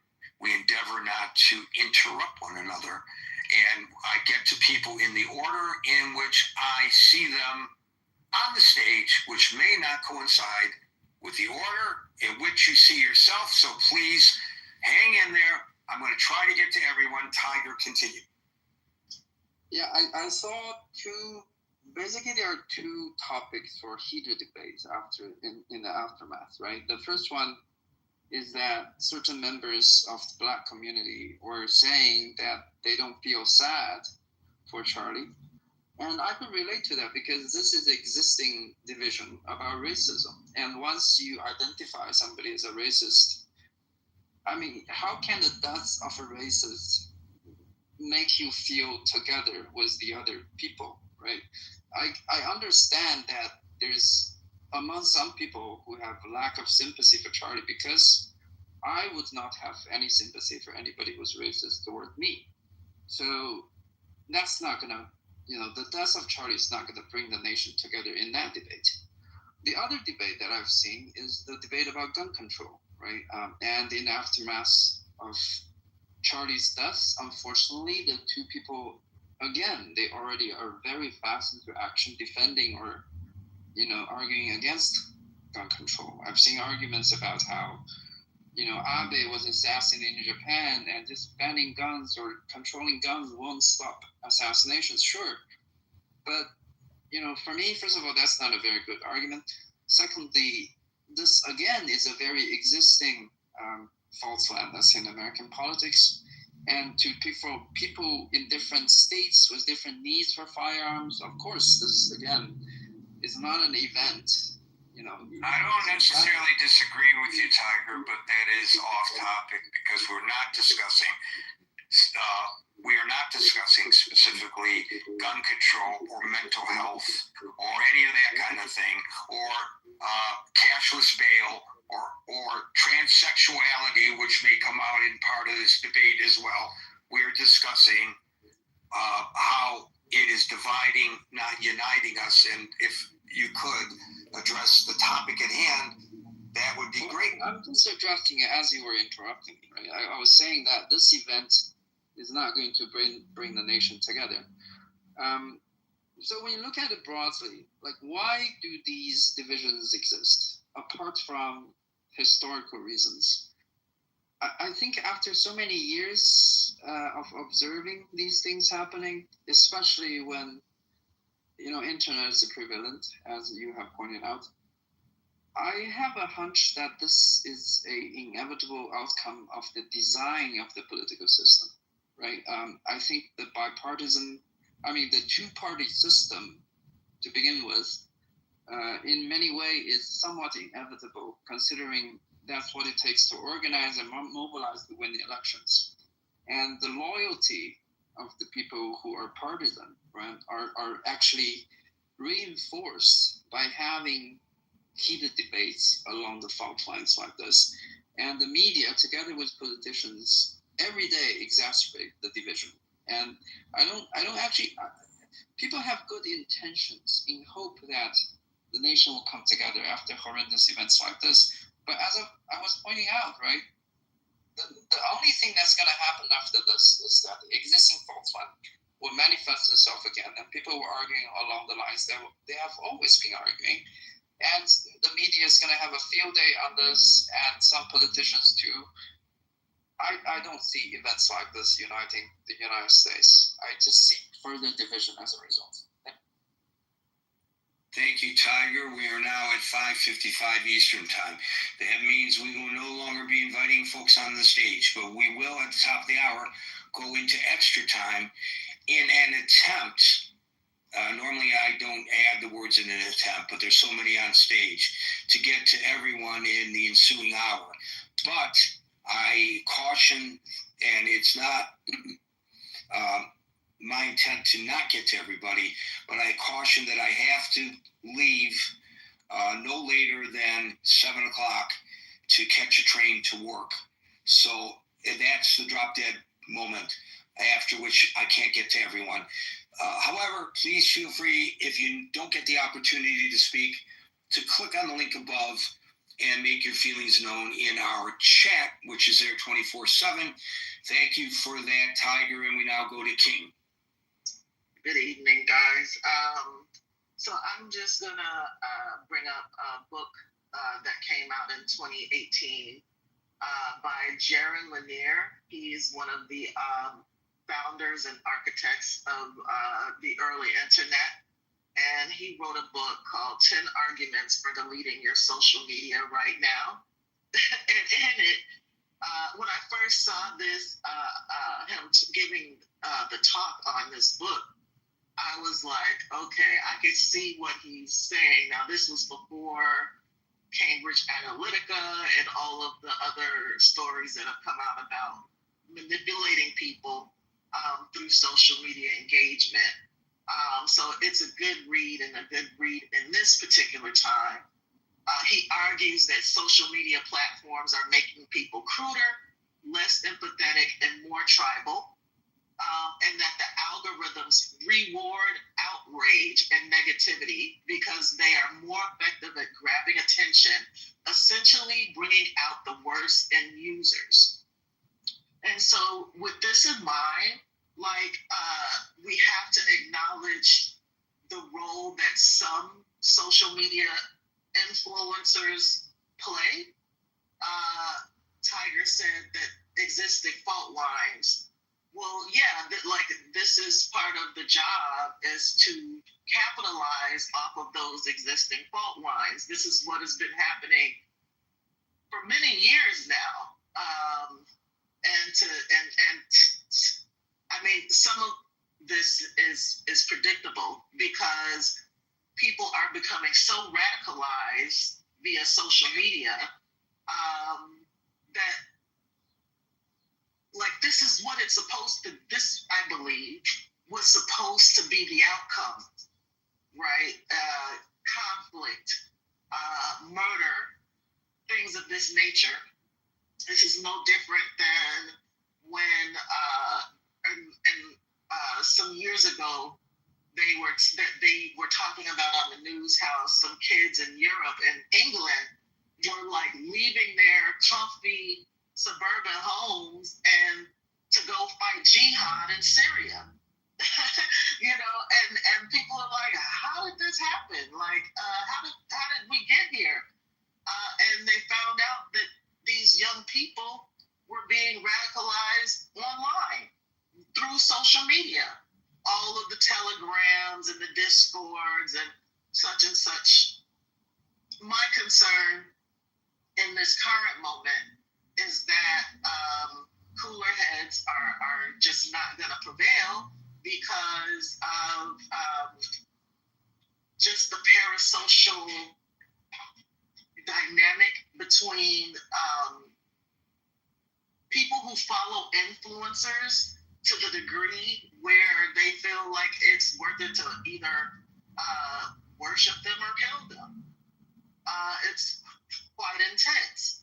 And I've heard some young people in particular, because this was his audience, it's them that we really are going to need to focus on, because they've already been primed and radicalized, and people are talking about revenge, not so much older people, even though I've definitely seen people online crashing out that are like in their 40s. But this is a serious mental, like we talk about mental health. I want to talk about the mental health of all of the rest of us at this point. And the people who have aligned with one camp over the other to the degree that that they're ready to kill or murder, and I think we should be very serious about this. I also don't see how unity can be the result of this, because that was not the point, right? We don't know who is behind this.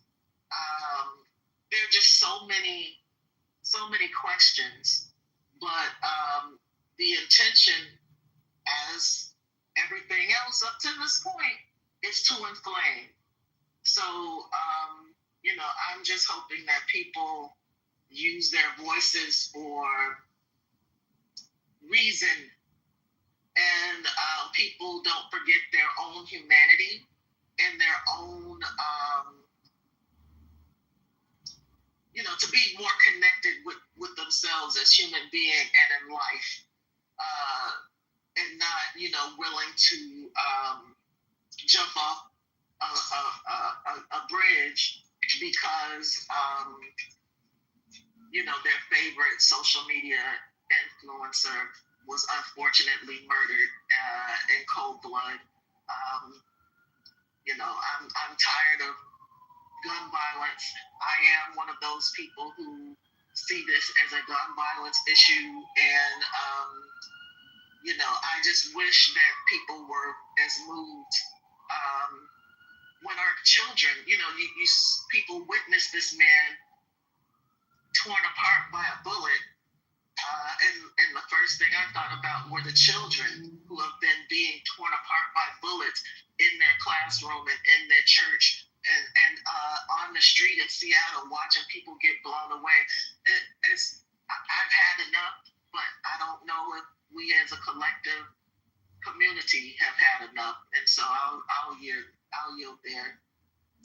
I want to amplify something Howard said that juxtaposes what you just were alluding to, King, and that is that we have to affirmatively, it takes work, but we have to train ourselves to not fall into that trap of just knee-jerk reacting based on our political perspectives, and really train ourselves to objectively view not only this but other things in our society, but especially this. And I'm sorry.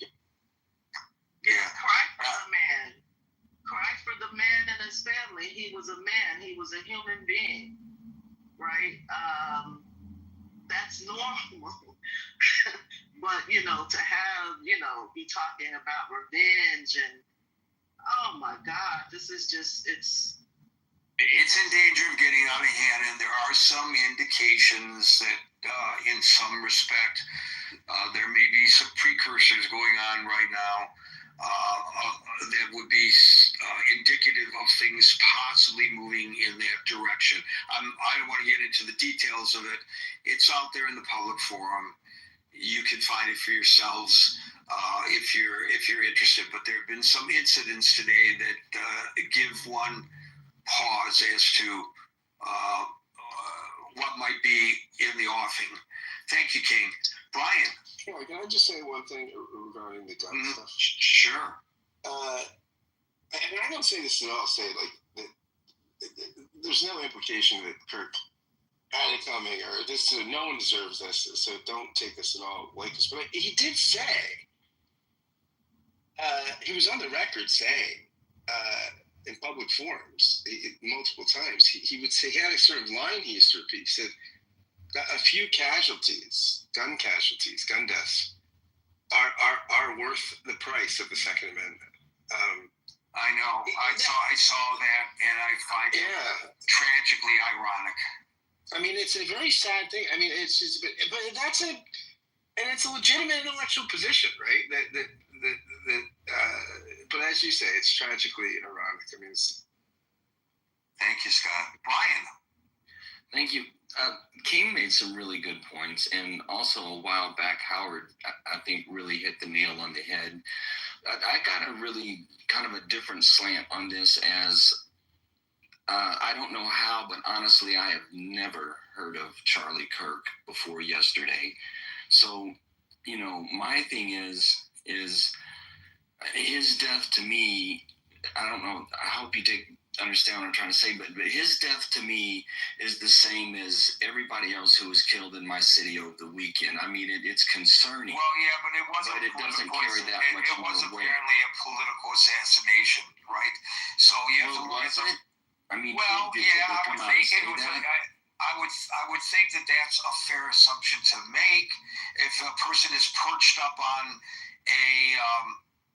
in a parking structure with line of sight with a bolt action rifle and shoots the guy in the carotid artery for instantaneous death at what amounts to a rally in support of a political ideology, I don't think it's a leap to come to the conclusion that this was some kind of a political assassination, not necessarily partisan, but political in nature, like Salman Rushdie. That was a political assassination attempt. They had to have some reason to shoot him, just like... Yes, but it's not like in your neighborhood somebody getting killed in a dispute over a girl, or killed in a robbery or something like that. Well, I don't understand that. If anything, that's even worse, because it was senseless.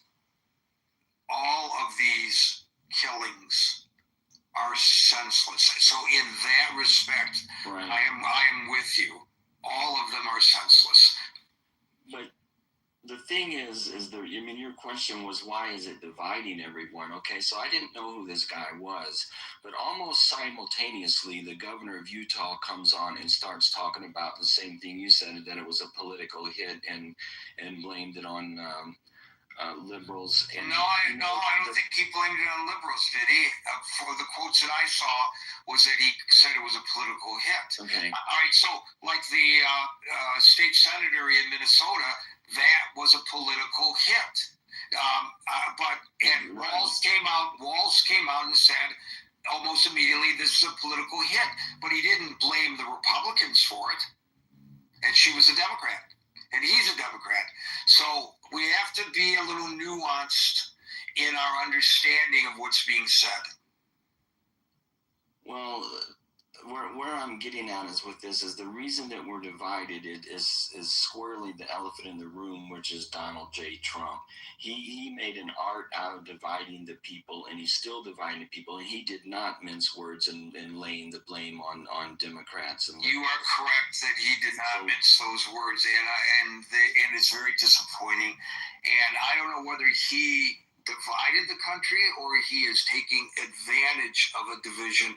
This is a chicken and egg situation for which there may be no actual answer to the debate.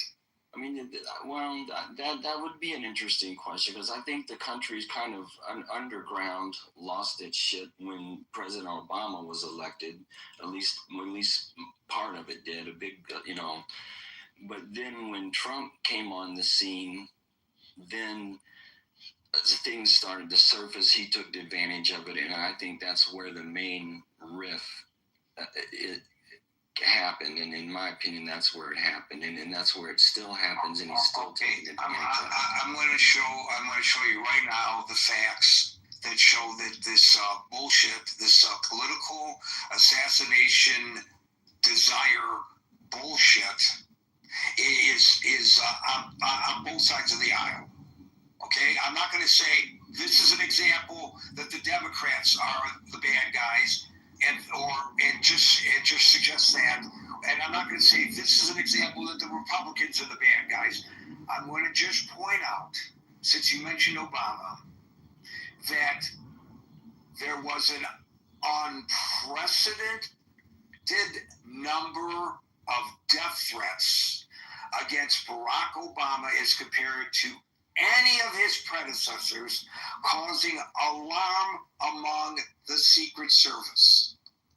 And I will also point out to you that today, as a result of the assassination of Charlie Kirk, the security of President Trump, who we already know was a target of 2 assassination attempts already, has been increased.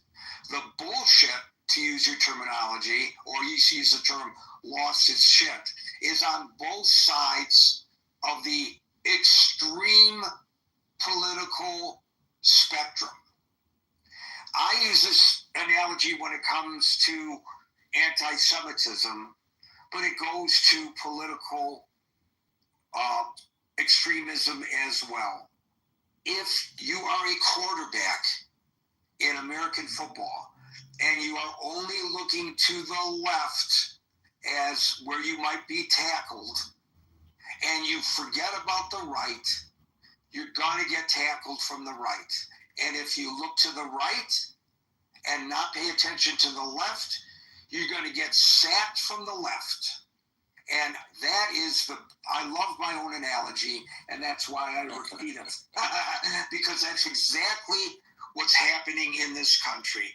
And for every example that somebody could throw at me, where the Republicans or the conservatives are the boogeymen, I could throw an example where the Democrats are, and vice versa. So who's your example of being as vile as Trump is in public and with his terminology and his derogatory? But the discussion is not just about Trump. Well, you asked the reason why it divided us. This goes way beyond Trump, and today is not the day, in my opinion, you can mention it, but to focus on Trump. Are you going to argue that Trump is the cause of Charlie Kirk's death? No, but you hesitated on your no. But you asked. Well, I had to think about it. But you asked about why we're divided, and I am not a Democrat or a Republican. I've been accused of being ultra conservative in the chat. So, that's where I'm at. I try to be as objective as possible, and I'm telling you, my reason that we're divided is Donald Trump. You may not want to talk about Trump, but that you ask, and that's my answer. Okay, thank you, Brian. We'll move on now, and let's do it rapidly because it's 6:12, and you can see how many people are waiting, folks. And I'm not pointing this finger directly at you, Les. I'm just making that observation. Les, you're up. We don't want to end up in a situation like 1920s Germany with both left and right violence and just making violence be the power of politics. And as Gary said, everybody needs to unite, hope that the murderer is caught soon, is given a fair trial, and is treated as harshly as the law allows, or at least in a way that discourages other people. And in particular, I hope they don't mention his name, and I hope that he gets at least thrown in jail and never heard from again. At least, right. Actually, yes. And the other thing is, I think you probably have an opinion on this too. Breaking news is terrible in terms of reliability. And it's a function of the news people don't have time to get it right. Well, we don't have time to digest it or get all the information. So yesterday was a great example. It was reported that they had a suspect in custody. They got him. Then they didn't have him. Then they got him. Then they didn't have him. Then they got him. In fact, at one news conference, they both had him and they didn't have him. Now, they don't have him. Is that because the news media got it wrong? Or is it that because what the authorities were telling the reporters was wrong? When there is a developing story like this, it seems illogical to say what I am saying.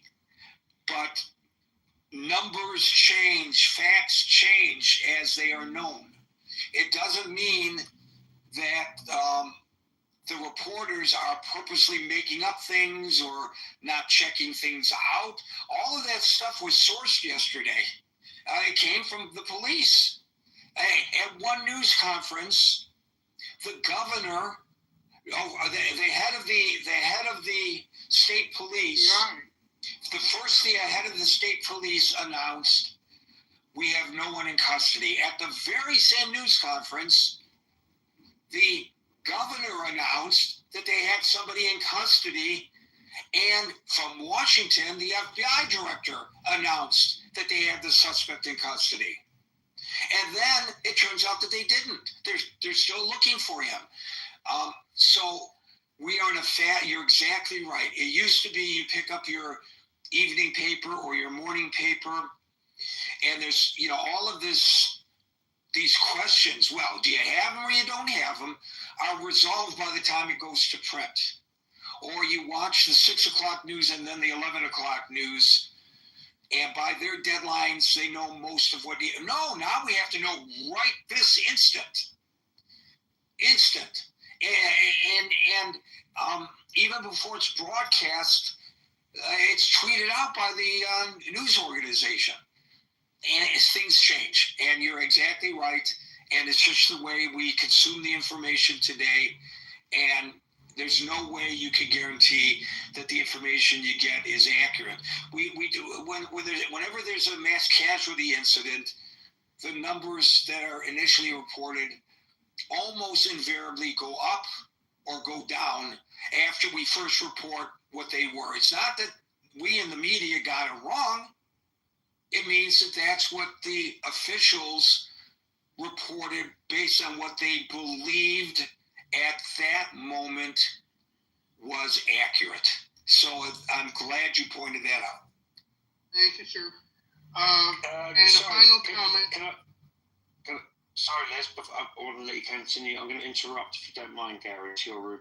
I know I'm down at the bottom of the room. I know you've got a plan for everyone to speak. You're running out of time, and maybe others are as well. I just have an idea. You're going to have to wait. You're going to have to wait. This is how we run the room.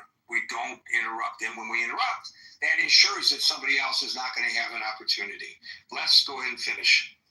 And finally, here's a comment, and it's not related to anyone in this forum that anyone said, but the other thing I would recommend is to ignore big claims made without a big evidence from a multiple reliable sources. And in my personal case, I spend my valuable time paying attention to other people going forward rather than the people making claims without evidence. And I think it's people just find a claim that meets what they would desire to be true and don't look at the evidence and then get all riled up. And that's part of the problem too. Thank you. It looks like it's going to be almost a state funeral. Vice President Vance is going to escort Kirk's casket and his widow on Air Force Two. So, interesting response. Now, look, somebody earlier pointed out that the president is all over this, wants to give him posthumously the highest civilian honor that you could give someone. He's speaking out about it. He's saying some things that may or may not be fairly observant of the situation. But I just want to point out that they were very close. And I've heard it said by somebody covering the White House. Sorry, I can't remember. I've been listening to a lot of people. That he treated him almost like a son. So, I just say that to suggest, I'm sure that's influencing things. He really believed that Charlie Kirk, I've heard the quotes played back now, and he said it numerous times, was largely responsible for his election. That's what he believes, or at least he's publicly said that's what he believes. So there's a great affinity for Charlie Kirk by the president. But I just wanted to bring that information to you, that the vice president is on the way in Air Force Two to accompany the casket and the wife back to wherever the funeral service is going to be held, and which I think is kind of odd, but that may be the reason why. Thank you for that, Les. So we'll now go to Simon. Hi, thanks, Gary. Like most of the Western countries, I think the reason why you are divided and not uniting behind this, it's a cultural crisis. And what I mean by that is a culture represents things that you share, way of life, beliefs, values, and they're like the roots of a tree. So when there's a hurricane, it's how deep are your roots that stop the tree from falling over. So this is just an example, and there have been quite a few, recently for all Western countries where the hurricane's blowing, and the culture is deeper than your politics. It's where you come together, whereas politics can be where you divide, and the politics have overtaken a political assassination. I have an issue with that. What does that actually really represent? What does it mean? I said this in another room previously, because as far as I'm concerned, it's a criminal murder. And to give it the label of political assassination. Right, but wait a minute, Simon. Would this criminal murder have occurred had it not been Charlie Kirk on stage espousing whatever Charlie Kirk was espousing? Was this somebody who had decided that on that particular day he was going to go up onto that perch in the parking garage and shoot someone? But do you think that that's possible? I think it's possible. So let me ask it another way. Do you think that that's even probable? Well, but do you think why does that have to be a political decision? That could be just someone who's triggered and by what? Triggered by what? Yeah, well, by what someone's saying. Yeah, that doesn't. But he's a political figure. He's not an elected political figure, but he's clearly a political figure who is saying it. Yeah, I understand that, but I'm talking about the person who pulled the trigger. Yeah, is that necessarily politics, or is that someone who's triggered by what the guy said? Well, I don't see the difference. I don't see the difference, Simon. Okay. Well, all right. Other people may, but I don't. Maybe I lack the ability to see the difference. William. Hey, thank you for inviting me up. This killing is going to have a chilling effect on free speech. It's going to make people think and do a double take in fear to speak openly in public and speak their minds to some extent. And there is a nonpartisan thing on which we should all agree is that people should be able to exercise their rights of free speech without fear of being shot dead. Unfortunately, that's not the case. But that's something that doesn't require statistics, and it's something that every American should be able to agree upon. I didn't agree with a lot of Burke's views. Some of them I agreed with. I didn't know a lot about him, and I went and listened to some of his previous speeches and talking points and learned that there were things I agreed with and things that I didn't. Overall, I wasn't a fan or a supporter, and I dislike a lot of his views, but I would fight for his right and anybody's right to speak freely. And I think that's something that the country should be able to join together in a bipartisan way. Whether or not that will happen, hopefully that will happen. That's mainly what I have to say. Also, we don't know all the facts yet. We don't know the identity of the shooter. We don't know whether or not he had affiliations. We may learn. I don't think we ever really learned about the details of the affiliations in the Kennedy assassination. Lots or the Butler attempted assassination. We don't learn the details about a lot of things that are kept undisclosed. Supposedly, Kennedy details were supposed to be released after 50 years, and they weren't. So, we'll see. But I hope we do learn some details about who this man was, what his ideals and affiliations were that motivated the murder. And murder is a conclusion that needs to be reached by a court after the man is apprehended and gets due process and a fair trial. But it looks like from the known parameters, it looks like a political assassination, and I agree with that preliminary conclusion. Thanks. Thank you, William. I hope he makes it to trial, because, he might go out in a blaze of glory. You don't know. He might go out like Lee Harvey Oswald. Who knows? Right. Well, that wasn't a blaze of glory. That was a hit. But I mean, he might, shoot the cops as they approach, or shoot at the cops, and they would, of course, then return fire. And maybe some of these answers, if that were the case, if he dies, would die with him. By the way, it's not just it's not just fear of assassination. I don't know if you know this, William, but the State Department today issued a warning, and it didn't say, by the way, to all illegal migrants. It said to all foreigners in the United States, you better not celebrate Charlie Kirk's death. Now, I happen to agree that Charlie Kirk's death ought not to be celebrated.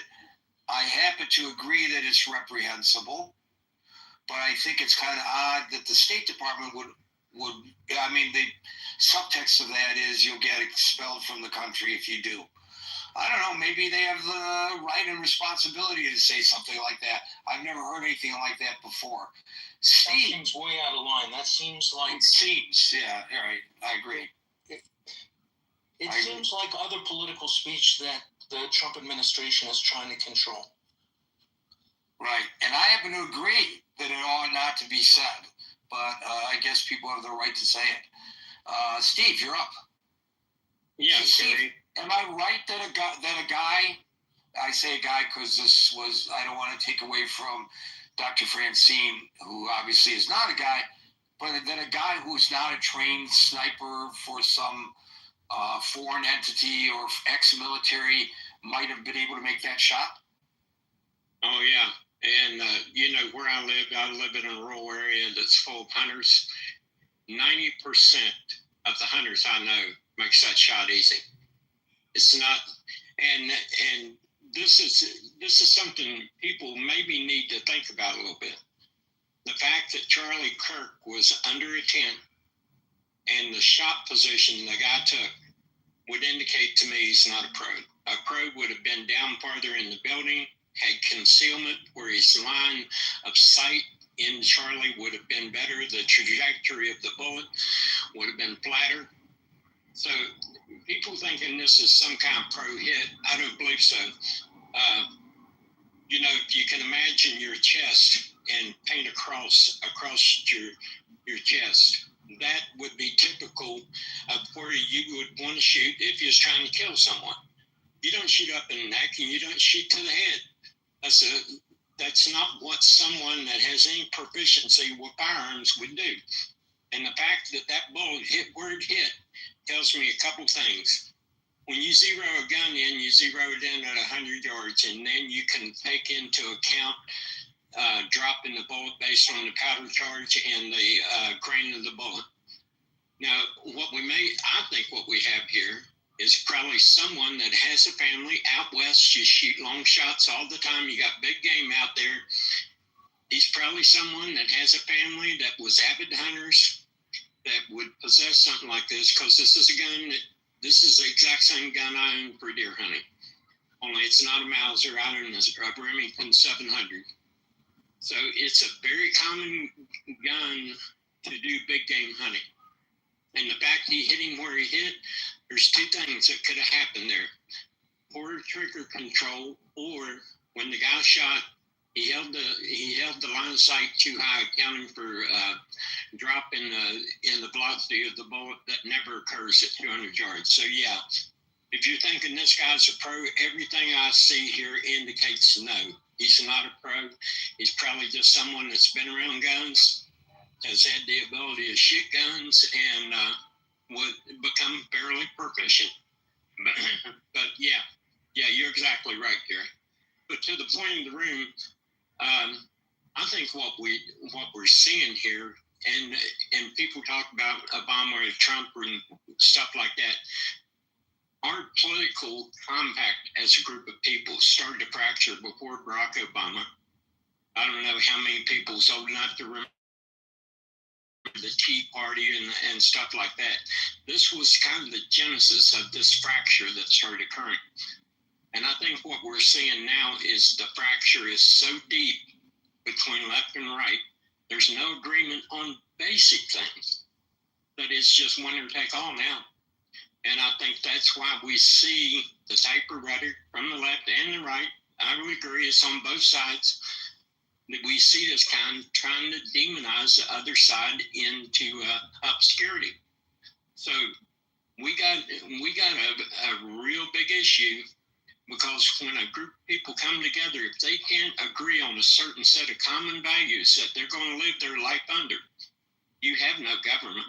In reality, you might have a functioning bureaucracy, but you don't have a government of agreed upon values that people's going to live and strive to make better.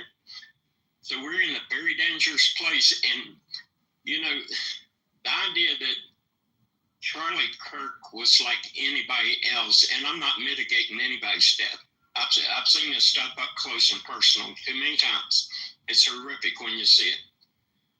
But he was a manifestation of a political point of view, that people felt like the things they believe, maybe not completely. I'm like some other people. Some of Charlie's views I agree with, some I didn't. But he was a manifestation of that political point of view. And when you go out and do something like this, I think the interpretation is, you're not playing fair. Now you're trying to take down one of ours through a method that is not the rules of the game.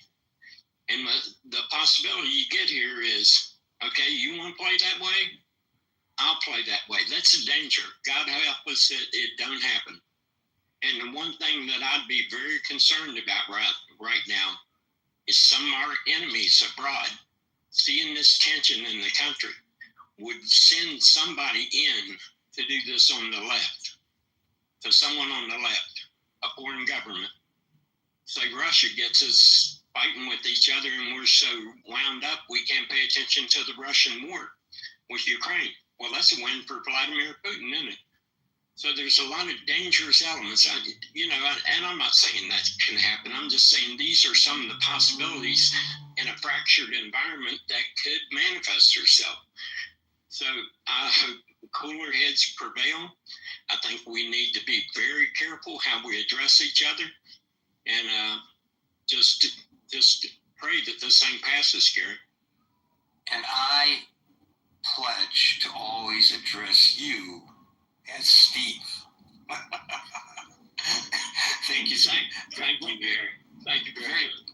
Very wise words, and I remind you again, either get out of Dodge or plan to come and intercept me as I cut through West Virginia early next month. I will give you my itinerary, but I owe you a dinner. Stan. Hi, Gary. Apparently John's streaming.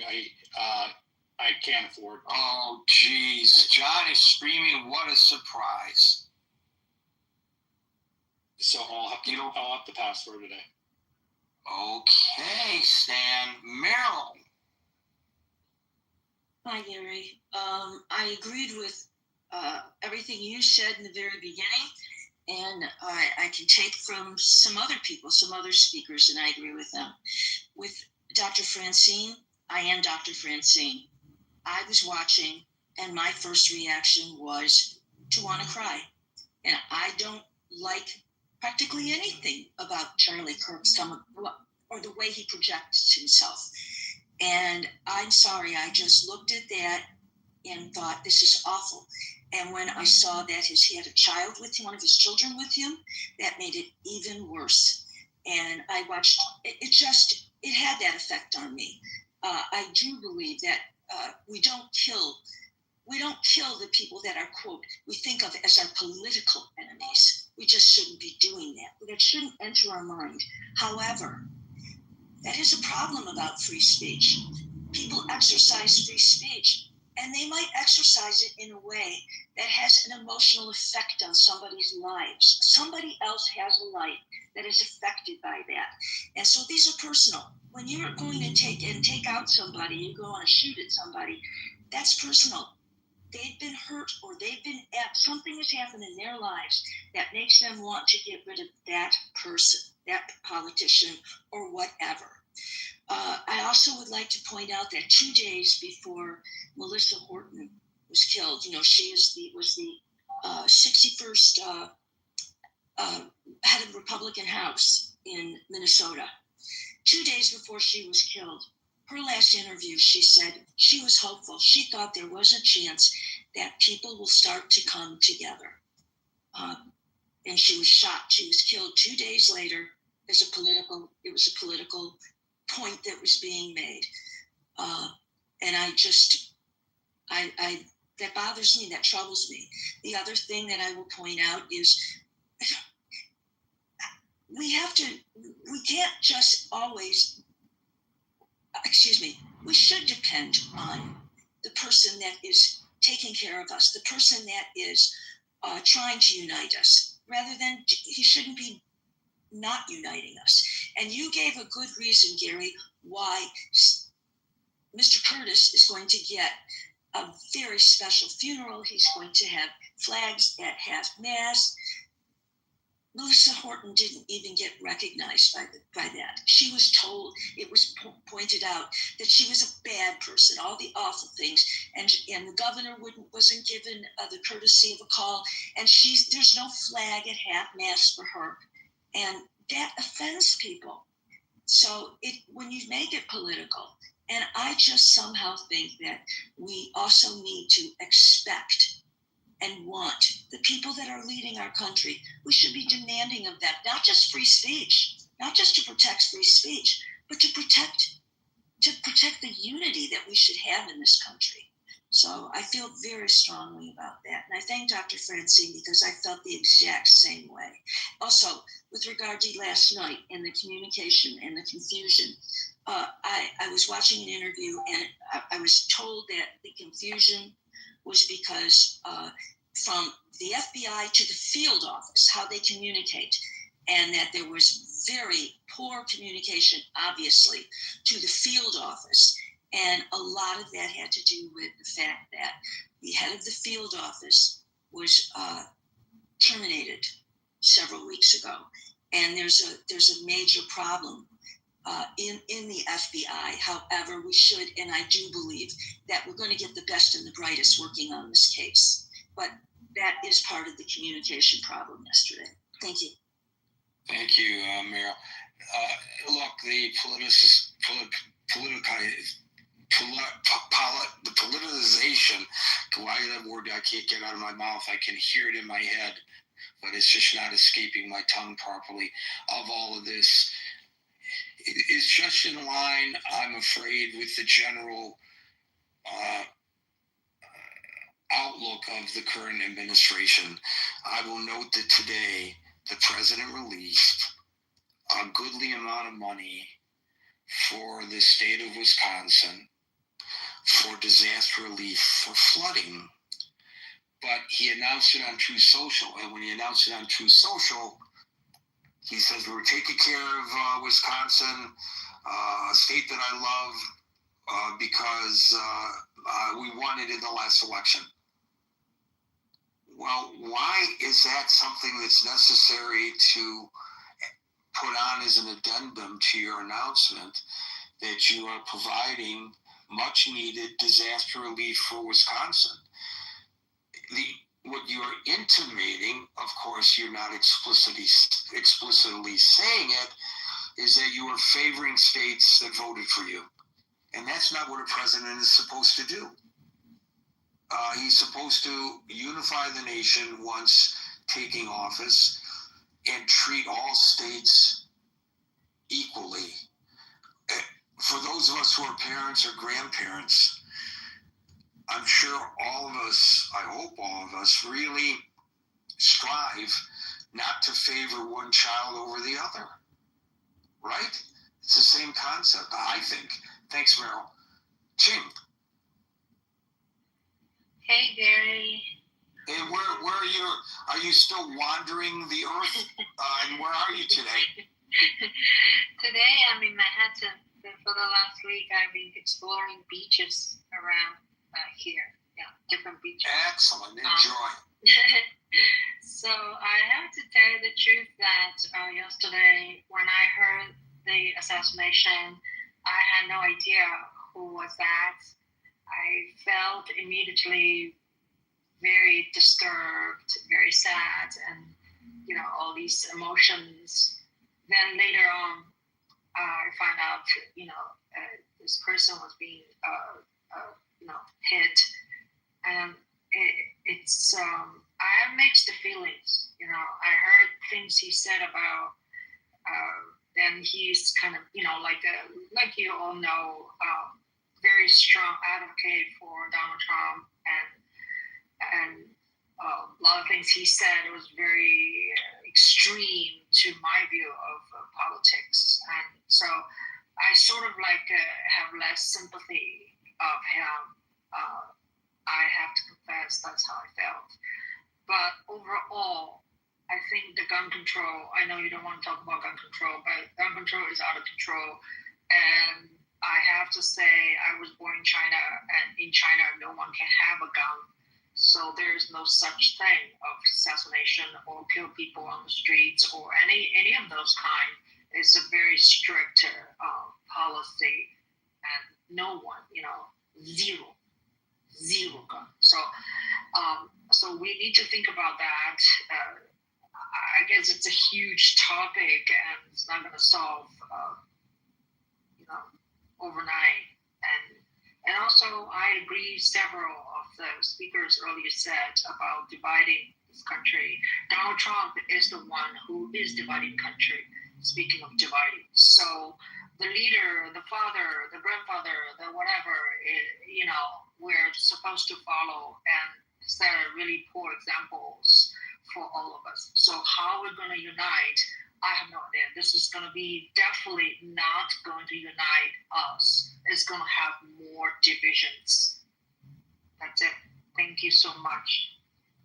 Thank you, Ching. Justin.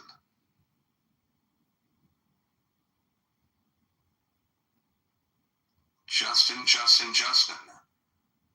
Justin going once. Justin going twice. I'm here. Sorry. Oh, just in time. Exactly.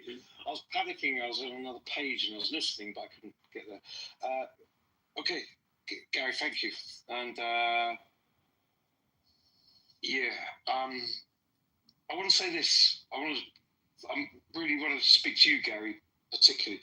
It's like I really appreciate your room, and you heard me try to interrupt you a little while ago when there's a group of people waiting to say something, and you let us know that you were leaving soon. And I know Clubhouse. I used to come here years ago. I'm back here a little bit these days. Whatever, doesn't matter. It's like coming in here and watching the rooms, and so many rooms. I just don't like the way they're managed. I don't like the way it's handled. Really, 9 out of 10 is just a disaster. And I wanted to say. I came into the room because I wanted to say something about Charlie Kirk, actually, but maybe I won't because of time, and maybe it's not necessary. But what I want to say is this, is like, you literally said, no, everyone has a turn.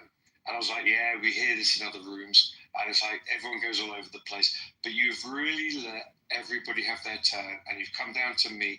When I interrupted, it was just my silly idea, because I thought you were short on time. So why not let everyone have 1 minute or something? It was just my idea. It's your room, not mine. I was like, let everyone have 1 minute. I'll do 1 minute, and let everyone do 1 minute, and then maybe everyone can talk after. It's just, that's why I wanted to interrupt, just in case, because I thought it'd be bad if it got into a bad debate with this, that, the other, and I'm going to conclude it roughly there, almost in honour of Charlie Kirk.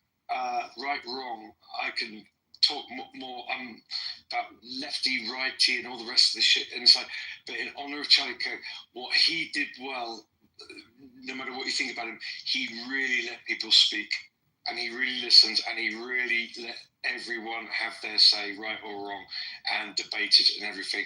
And I just want to say, Gary, what I can see, we might not agree on everything, but I don't think we'd be far off on left and right, Kirk or not. I believe you're doing it, from what I'm witnessing here tonight, you're doing a good job of letting everyone speak. And so I want to change what I wanted to say to thank you for that. Over to you. I thank you for that.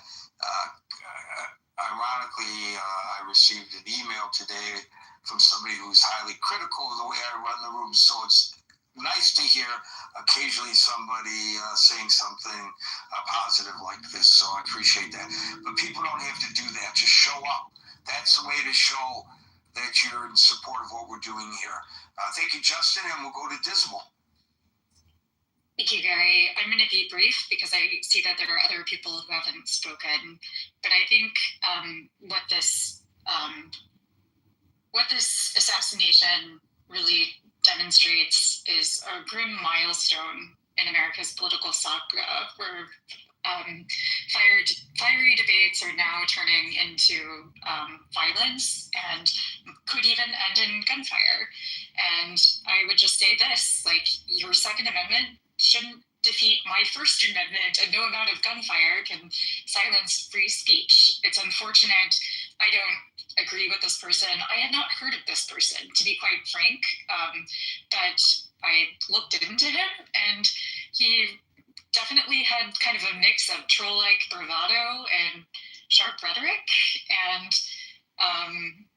he was basically awarded within this sort of polarized climate, which is unfortunate. I think we have seen since 2016, especially with Trump's sort of bomb-throwing style and aggressive rhetoric, that we have a more toxic atmosphere. And I heard discussions on behaviors like this happening on both sides, but actually, when you look at the statistics, I think 75% of the violent activities that we have seen, like political violence, has been on the right. And there are data to back that up. it's just unfortunate that social media, as I think a former speaker mentioned, has really rewarded bad behavior. We saw that with Elon Musk and the repetition on a American presidential debate stage. They're eating the dogs. And then a town in Ohio had to pay more than $1 million to protect individuals from vigilantes that decided to show up with guns for what? For a lie that was initiated on social media. So I think we do have a more divided country, unfortunately, but it's because the voices of the extremists on the right or the left have an outsized following and outsized perspective, and they're rewarded for it. And it's unfortunate because I think the vast majority of Americans just want to have good neighbors. They want to go on with life and just have civil discourse. And I think on social media, if your only view of the United States is social media, you have probably very bad view of what our country looks like. And I think, as you know, as somebody who's worked in the media, bad news gets more coverage than positive news. So that's also a factor. Thank you, Dismal. I think we may get through everyone. This is terrific. Odie and where, and then Barbie. Odie. Thank you very much, Gary. So I've told about my milestones of America's decline, right? It's ticking. I've ticked more things. Armed political violence caused by Trump. So, I told you about this, but, some of people get angry and people think I'm a lunatic, but it's okay. I'm just taking my milestones. And it's so surprising you're talking about Trump's request to Wisconsin. This is how dictators are born. Again, like I said before, when I was doing my fellowship in Australia, my fellowship was on failing democracies. That's what I did for 3 months in Australia, University of Brisbane. The evidence is there. Trump is now putting and say states that he won. And for the FBI, when you have Kash Patel and Dan Bongino as your FBI people, what are you expecting? But let me end with this. I don't want to waste your time. I see people idolizing Charlie Kirk. Sorry, Charlie Kirk is not a patriot. He was a polarizing figure. Now, he doesn't deserve to die. I welcome his debate. But this so-called is a man of faith, is a Christian. He's not any bloody Christian. He has no Christian values. Nobody looks at, I'm a Christian. The Bible is explicit about the fruits of the Holy Spirit. And I get very angry when, especially Americans, try to Christianize people. Charlie Kirk is just a Christian, but he has no Christian values. So let's stop all these things. He's who he is, a culture war warrior, a great debater, a free speech advocate, a Second Amendment advocate. That's what it is. He doesn't deserve to die. It's unfortunate, but let's stop idolizing the boy. He was not a good person, neither was he a decent person. Thank you very much. Are you? Well, one thing is for certain, I can say without fear of contradiction that nobody will ever try to Christianize me, at least not successfully. Thank you, Odie and Rare. Barbie, you get the last word. Oh my goodness. All right. First of all, actually that was an interesting lead-in, and I appreciate it from Odie and Ware. I just want to refer back to something someone said earlier, saying that this was a martyrdom of Jesus. No, it wasn't. Don't even go there. Don't even try to go there. Yeah, I'm not a Christian, but as I said, Barbie, I can see that. Yeah, I even find it offensive. Exactly. So that's just nonsense. But considering the source, of course, it's going to be nonsense. The second thing is clearly, and I mentioned it in the chat, and you'll see it, Gary, when you get in the chat later, that I'm fussing about the fact that John is recording. I hate that. I realize this is a public forum, etc., but it's also just getting to the point where some of us, I think, need to stop coming on the stage, because I personally, even if he's totally irrelevant and has one view, I still don't want to be immortalized on some random dude's YouTube channel. forever and ever for my opinions that I happen to have one day, especially as we get more and more towards the lack of freedom of speech in this country. So that's a whole other thing. Well, here's the thing, and you're the second person to bring this up. I mean, one of our regular contributors passed publicly on contributing because he was in the room. And now you're showing your concern about this. And I got to imagine that there are others who are not coming up on the stage for that reason. And I don't want people to feel intimidated. There's a reason why we do not record the room. Because I know that there are people who don't want to be recorded. I know that's the default on Clubhouse now. And you have to affirmatively turn off the recordings of the room. But I'm trying to be sensitive to the concerns of the people. I want people to feel comfortable participating here. I think the problem is, Barbie, when he comes in with his own nickname, I guess I can ban him from the room, and I could instruct my moderators to ban him from the room. But as you know, you've seen the pictures, right? He's got, he's got like 20, she's obsessive. He's got 20. Exactly. He's got 20 phones there, all with Clubhouse nicknames. Yeah. So I don't know how I can ban him. I think that if people feel strongly enough about this, and I know that it has not escaped Clubhouse's attention, and I know that they have tried, but maybe they will try harder, and maybe they'll be more successful if everybody who's concerned about this brings it to Clubhouse's attention. So I think I'm sorry, Gary. No, that's okay. That was what I had to say. My suggestion is, first of all, definitely ban him for his actual his actual handle with his actual name, which is, why not just ban that? But his ego is weak enough that he actually, every single one of his profiles all link to the same social media, all of them. So it's really not hard to see. The minute you look at his profile, you go, oh, that's him again. I'm not saying you could possibly do that while you're moderating. Really hard. I've got a great group of moderators who are backing That's what I'm thinking. If you could everybody. I'll have a discussion with them all about this.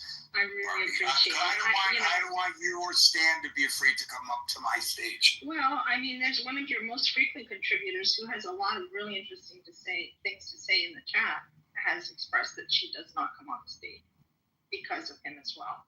So you'll see all that when you, and I know you need to go now, so I think I'll jump off.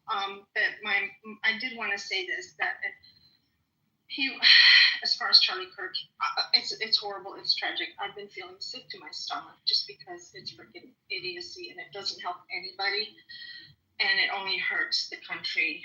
I just don't think it's terrible. As far as him being a Christian, I will never judge anyone as to whether they are or are not. That's not my job. I will say that in terms of the brand or the affiliation, he was definitely a Christian nationalist. He was definitely affiliated with the Christian nationalist side of things. And for those out there that don't know all the differences, I will say that there's literally millions of Christians who don't identify with Christian nationalism. And I would just beg people not to put us all in the same bucket. But other than that, it's utterly tragic, and I'm very sad for his family. I'm also very sad for the country. I'm very sad for the people that died in Minnesota that were politically assassinated, and terribly sad for all the families that lost children in the most recent school shooting. Like he did say, and you mentioned that quote earlier, somebody else mentioned it too, I think, or Scott, maybe if it's true that the belief that, a few deaths are a small price to pay for the Second Amendment, then, maybe in his mind and his supporters' mind, this should fall within that category. I don't know. I think it's tragic. Thank you, Barbie. Your timing is impeccable. It is 6:58.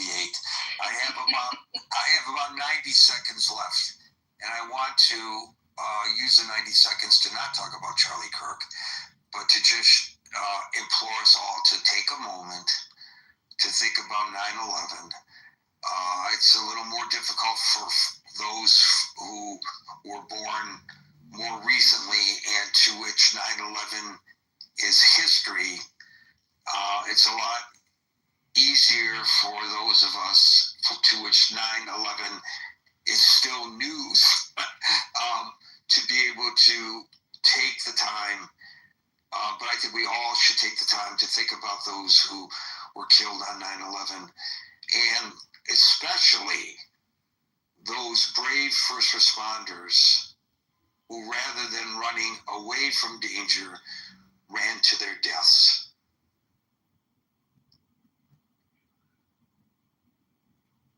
Thank you. Excuse me. Thank you. Folks, we're here Monday through Friday from 5 p.m. to 6 p.m. New York time. So until 5 p.m. New York time tomorrow for the next edition of the Critical Thinking Forum. Everybody be safe, be well, and peace out. And you did that in a way where you failed. Like if you would have killed the negotiation heads, like Khaled Mishal and Haya, like maybe there could have been a discussion, but at this point you just ended up killing a bunch of civilians and violating a sovereign state and putting America in a very embarrassing position. That's what you did. Well, I just there's nothing. So to me, and what comes with that, the possible at the very least delaying, but the breaking up of the Abraham Accords, which is not everyone concentrates on the reconciling with Israel part, but the core of the Abraham Accords is to have fiber optic rail systems, to have these nations integrated together and integrated with Israel, through infrastructure. So we offered the Israelis, the Arabs offered the Israelis everything, and pretty much the cherry on top was supposed to be normalization with Saudi Arabia, but they don't want it, man, because we called out their bluff. Like that's what the Arabs did. But here's what they're doing, though. Here's what they're doing. Here's what they're doing. So they're saying, okay, so we're not going to be able to get Gaza or the West Bank. We can't control it from an economic standpoint, so we get the benefits from it. So let's destroy the Abraham Accords altogether. We can't have it, and no one can. We can't have the whole thing. No one can. So I think hitting Qatar, all the bridges. Yeah, I think hitting Qatar was a way of starting the process of destroying the Abraham Accords, destroying the Middle Eastern Economic Corridor. Because at this point, the Israeli sees like you guys are conspiring against me. Like that's how they see it. Like it clearly, like when you have the Egyptian army mobilized. And you guys are buying jets from Turkey, and you guys are like, guys are trying to manipulate American politics and Trump, and and what you saw in Syria, like unleashing, unshackling Syria from the sanctions. Like clearly, you guys clearly are threatening me, existentially threatening me. Like this is how Israel sees it. But they had a good thing. Even after October 7th, they could have went in, hit Hamas, and got out. And they could have hit them hard and got out. Yeah, okay? But that doesn't work. At the end, Hamas has like a few dozen soldiers, and you hit them hard, it's not gonna release them, and it doesn't. No. They could have released them multiple times with a deal. Israel does not want that. I know. So you have to ask yourself, why don't they want that? And you're saying it's because it's an a threat against Israel, right? And I could see that, but also at the same time, I could see I'm with you. Israel overreacted after October 7th. Like, at the end of the day, like, Netanyahu, you're going to take your L. You got fucked. And take your L. Release the thousands of Palestinian prisoners into Gaza. Engage in an aerial campaign of assassination and fuck you, where you kill thousands of Hamas and perhaps in, like, aerial bombardment. And call it a day and just step down and just go, face judgment in Israeli courts. Like, that would have been the logical behavior. And just continue the plan as usual. But that's not what they did. Because you got Ben Rafir, you got Smotrich, and you got Netanyahu, who doesn't want to lose the spotlight, doesn't want to go down in history as a loser. If they think there's an existential threat, you don't go out and make more threats. The thing is... Oh, that's the calculation of Hamas is like, they were counting on Netanyahu to, like, on his ego. They're counting on it. They're counting that this guy doesn't want to go down in history as like a loser. Like, he doesn't want to go down as someone whose political career ended because Hamas caught him with his pants down. And you have to ask yourself, why would you attack Qatar? Like, what? And I can't see the military or strategic value of attacking Qatar. Terrorism, dude. That's all it is. But attacking those that the world is going to see. No, they're going to see that you are trying to kill those that are negotiating for the end of this war. So the world is going to know that you don't want an end to the war, and you're attacking a sovereign nation, and and you're attacking a Gulf nation on top of that, which is not allowed. Gulf nations are off limits to everybody. This has been the case since the petrodollar was put into place. Off limits. That was the deal. And everyone in the world lived by that deal. So when you attack Qatar, you're attacking the American dollar. So you would go through all this just to get some Hamas figures? It doesn't make sense. To me, it has to be... It was a threat. Like, at the end of the day, America's complicit in this. Like, whether we like it or not, there's no way no one can sit here and deny that. Like, there's no jet that takes off in the Middle East, and America doesn't have it on radar. Like, that's just, I'm sure this is how it works. One of the largest American air bases is in Qatar. If not, like central, like it's like some sort of central command. Wait, but did you know that the F-35 is the shape of the F-35? The Israelis have reconfigured it, so the shape of it is not the same. So the cross section is not the same, and the radar signature you get back would not be the same. So America would know, but at this point, I think it would know too late. I mean, you're traveling at almost... I'm not saying, the capability to intercept them or whatever. I mean, it doesn't matter. They got the green light from America. Like, that's what it is. I can't imagine, because America would not want anyone, and would not want to set a precedent of attacking. I don't think those jets would have hit the air. Like, I just don't think by the time they were around Jordan, like, even if they are F-35s, I believe, like, in Israel itself, like, they know, like, America knows, like, it's not hidden. Like, we know, they know. No, I agree with you. What you're saying is true. At the same time, what I'm saying is also true. That America would not want to set a precedent where the Gulf nations, which is the core of the American dollar, being the reserve currency, okay? They would not want these countries touched, or they don't want to set a precedent that anybody is able to go in and attack any of these countries. That's also true. So we have a I don't want to call it a paradox, but we do have both statements here are true. But I also point to what they're doing in Venezuela.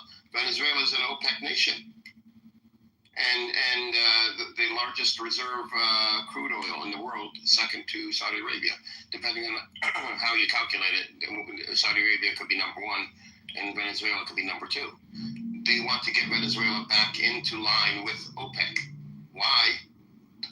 To put more petrodollars out there to get the U.S. dollar stronger and have it circulating in the world. So this is vitally important to the U.S. This is the number one weakness that the U.S. has, and so the number one thing that they would go out to protect is their petrodollar and OPEC. So, spending money on Venezuela, they're going to force them to come back to OPEC. If you think America feels like, its petrodollar, its alchemy has been, put at risk by Israel, I think we would see at least much more harsh language than what we're hearing right now. What I'm saying to you is, I don't think America would green light anything to do with hitting the Gulf states, because that would set a precedent and lower the threshold. Well, we're dealing with the American dollar. It happened, like the strike happened, Edward. Like we saw it. I know. It's not a dream. Like it happened. I didn't say it was a dream. I said to you from the beginning that both statements are true. So if both statements are true, this is terrorism, and this is American-sponsored terrorism. And if you guys think like your American bases protect you, well, I just went over like what they live. I don't know if the map is real, but the one I'm seeing on X, Jordan, Syria, Iraq, and Saudi Arabia, like they went like deliberately do that. Like, what did you like? How is that? That could be an attack. And I'm sorry, how many fucking jets do you need to like bomb a fucking like 2-story, 3-story building, like a villa in fucking Doha? Like, come on. Like, you don't need that kind of firepower. That was a message. That's what that was. To who? That was a message to all of us. That was a message to the U.S. To Iran. That was a message. No, that was a message to the U.S. I mean, Iran already got that message. I mean, we already got that message from the attack on Iran. But this was another message to the Arabs. That's what this was. The Gulf Arabs. Like, yeah, by the way, all your shit, all your American bases, like, I flew on top of this shit with practically a fleet, and at this point, like, if I wanted to bomb your fucking presidential palace or drop,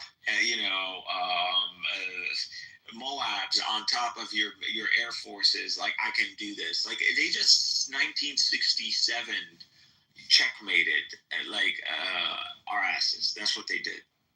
I think that's a narrow view of the situation. It doesn't take into account that we're developing the technology. I'm sure Turkey's on it. It's not about us. It's not about.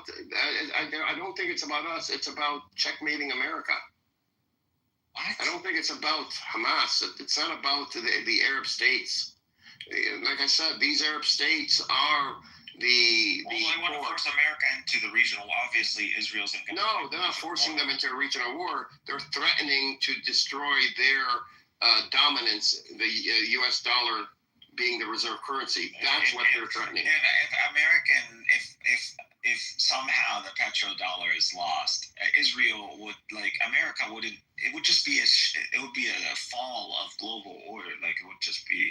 I know. Collapse of economic. So that's why it's so important not to touch the Gulf nations. They're the core of the petrodollar. That's why they're so. Why? What? Like, do you think we're that at that mercy of Israel to the point like Israel can threaten to kill us? Like, that's what you're telling me. I'm saying that I think this was a warning shot to America from Israel, and they used the guise of Hamas, who are negotiators, who are political people, not even involved in the war itself. As a cover to send a message to the U.S. because look at where they flew. They flew over U.S. Bases. Like countries have U.S. bases. So and this is I think this is in Saudi Arabia and then heading Qatar. It's saying that U.S. America, you're vulnerable. You're vulnerable. So play along. Not that the U.S. would play along. I don't think the United States is wrong. I would just completely disagree with you on this. I just don't see. Oh, they did attack. I don't see where we can be threatened by the likes of Israel. If Hamas can roll over Israel Hamas had 1,000 more pickups, I don't think we would be speaking. It's not about a military control. It's not about a military. Edward, I feel like this makes absolutely no sense because if Israel wanted to do something like this, the United States falls, who's going to be protecting Israel? It doesn't make any sense, Edward. They're going to have nobody backing. It doesn't make sense that Israel would go through all this trouble to go hit Hamas negotiators in Qatar, at the same time flying over nations that have American air bases and Gulf nations, okay, which are the backbone of the American economy, and hitting a country. Edward, we agree that America assisted with the intelligence that led to this attack. Like, there's no doubt about it. Like, Washington is the one, the negotiator. I don't agree with this. Witkoff is the one who requested the change in location.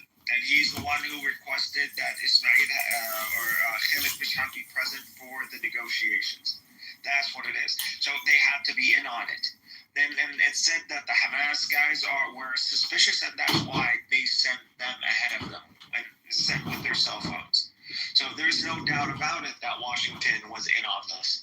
This is just like how they framed it with Iran. They were negotiating with Iran, but at the same time planning a whole attack on Iran. That's what they were doing. You can't compare Iran to hitting Qatar